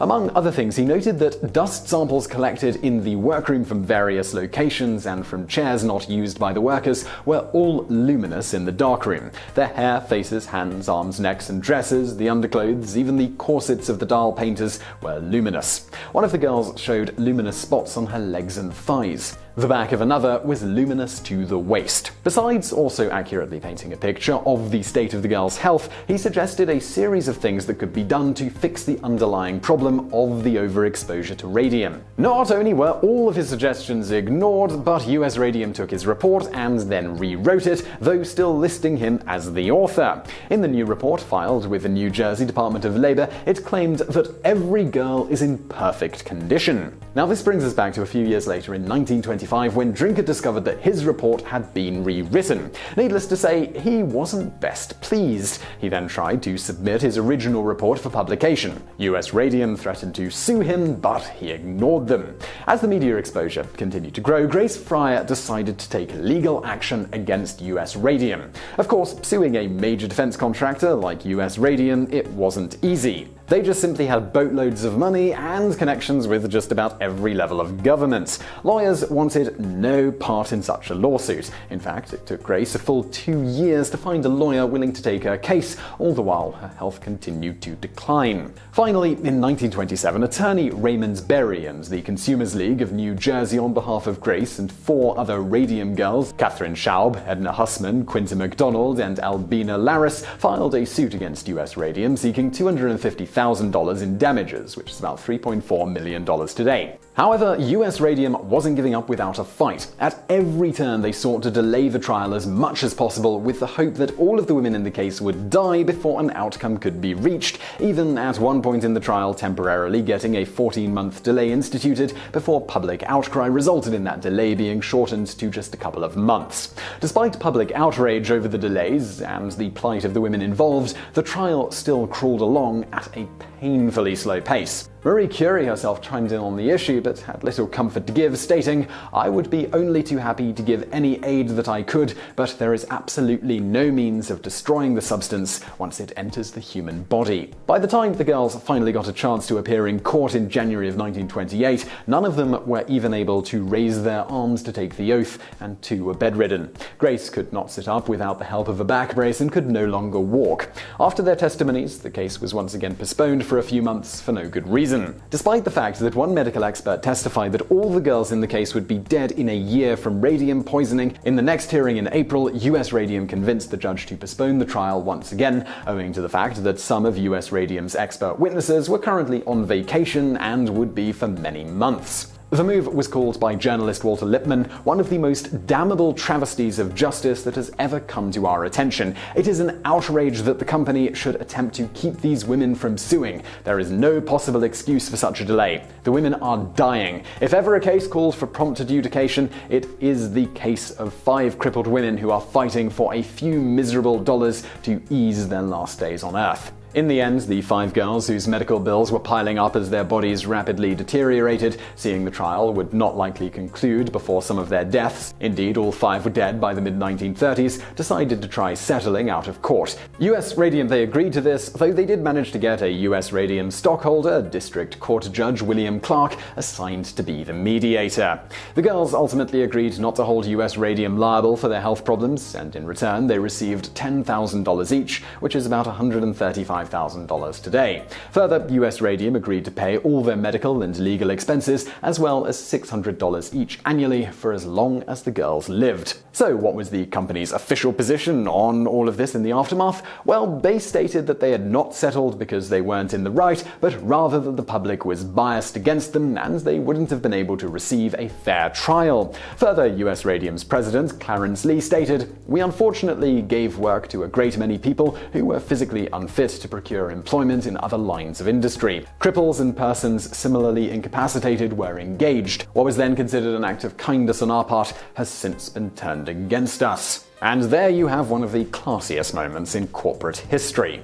So, well, what was the aftermath of all of that? Well, despite denials of any fault by US Radium, after the lawsuit, they and other factories that dealt with radium-laced paint quickly changed the working conditions of the dial painting girls. The previously recommended lip pointing to keep a fine tip on the brushes was now strictly forbidden. Further, the girls were provided with various means of protection to minimize exposure to the paint. After these simple changes were instituted, the health issues among dial painters quickly disappeared, though it's probable that at least some still got cancer later in life as a result of working with the radium paint. But at the least, the problem was no longer systemic among most of the workers. The fact that the changes were instituted so easily and were a resounding success, along with the fact that the scientists and upper management at US Radium had previously taken steps to protect themselves, but not the simple ones for the girls, further outraged the general public. On that note, even though the Radium girls settled out of court and quickly died off, their lawsuit and the media storm around it produced a significant impact on the labor rights movement, including establishing a precedent for workers to be able to sue corporations for labor abuses,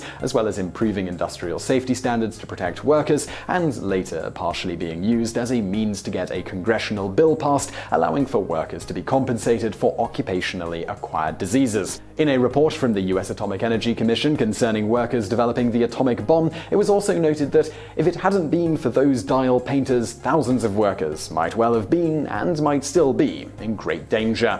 And now for some bonus facts. The primary reason cockroaches and other types of insects are so resistant to ionizing radiation is that their cells don't divide that much between molting cycles. Cells are most susceptible to ionizing radiation when they are dividing. Given that a typical cockroach only molts about once a week and its cells only divide around a 48-hour period during that week, about 3/4 of the cockroaches exposed would not be particularly susceptible to damage by ionizing radiation, at least relative to those whose cells were currently dividing. That said, contrary to popular belief, cockroaches would not survive an extreme nuclear fallout. And now for another bonus fact. Marie Curie's notes from the 1890s are still considered too dangerous to handle without protection due to the high levels of radioactivity. They are even stored in lead-lined boxes. Neither she nor her husband, of course, knew anything about that and handled radioactive items all the time in their research. She eventually paid the price for this, dying from aplastic anemia in 1934, resulting from long-term ionizing radiation exposure. Her husband was killed after being run over by a horse-drawn carriage just a few years after Marie and Pierre had won their Nobel Prize together.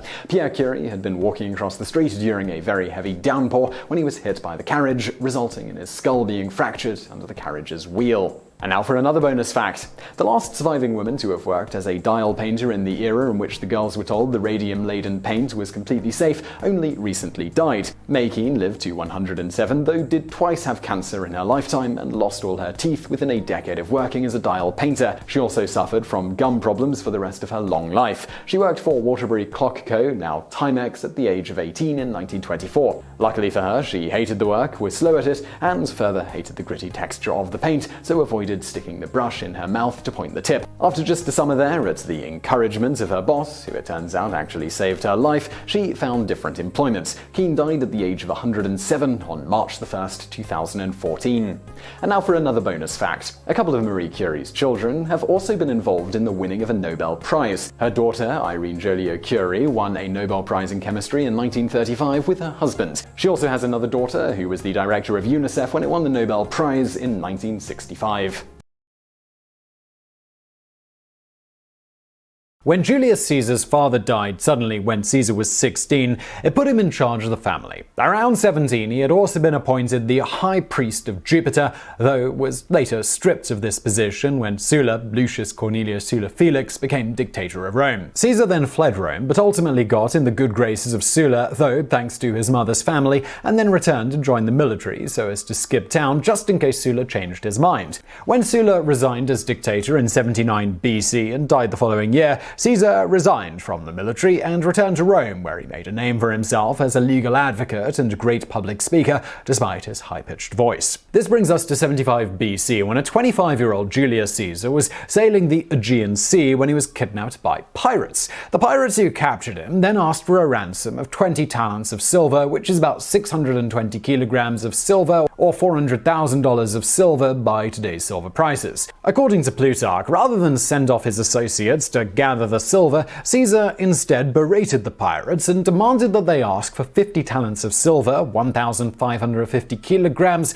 as 20 talents was too small of a ransom for someone as notable as himself. In truth, Caesar at this point was just a private citizen, but he was from a very prominent and well-connected family. The pirates, of course, agreed, and Caesar sent off some of his associates to gather the silver, which took 38 days to accomplish. Now nearly alone with the pirates, only keeping 2 servants and one of his friends, rather than cower, he instead took the route of treating them as if they were his subordinates. He even reportedly went so far as to demand they not talk whenever he decided to take a nap or go to sleep for the night.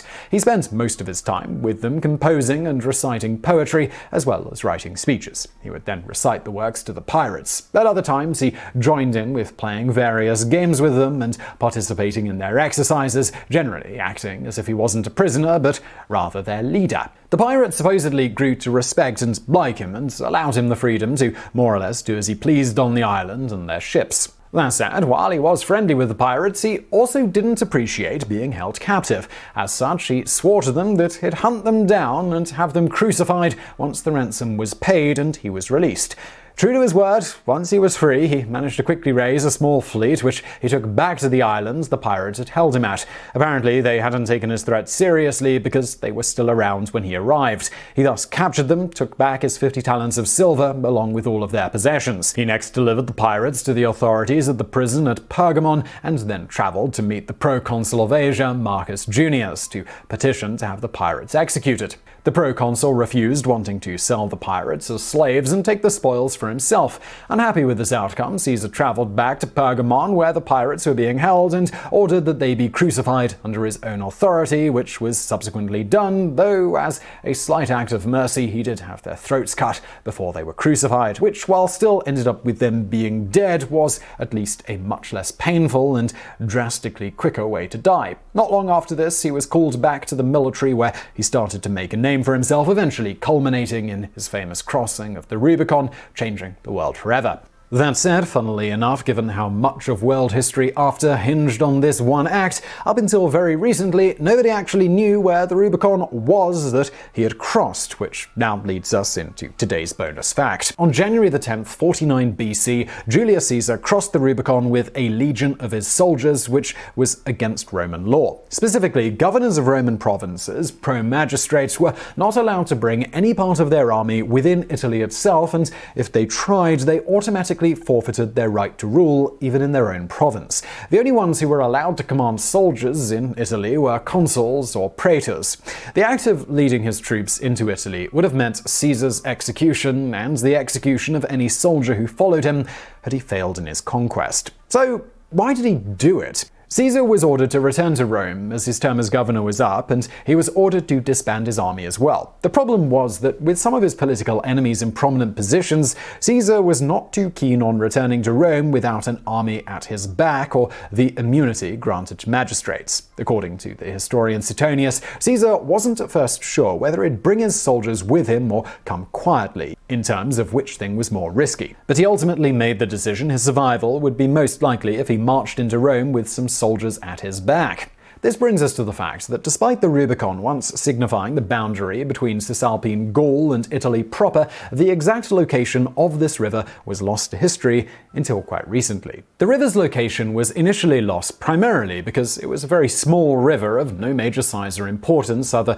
than as a convenient border landmark. Thus, when Augustus merged the northern province of Cisalpine Gaul into Italy proper, it ceased to be a border, and which river it was exactly gradually faded from history. Thanks to occasional flooding of the region until around the 14th or 15th centuries, the course of the river also frequently changed, with very little of it thought to follow its original course, excepting the upper regions. In the 14th and 15th century, various mechanisms were put in place to prevent flooding and to regulate somewhat the paths of many rivers in that region to accommodate agricultural endeavors. The flooding and eventual regulation of the river's paths further made it difficult to decipher which river was actually the Rubicon and where exactly the historic crossing took place. Various rivers were proposed as candidates, but the correct theory wasn't proposed until 1933, namely what is now called the Fiumicino, with the crossing likely being somewhere around the present-day industrial town of Savignano sul Rubicone, which you might think would be a dead giveaway as to the location,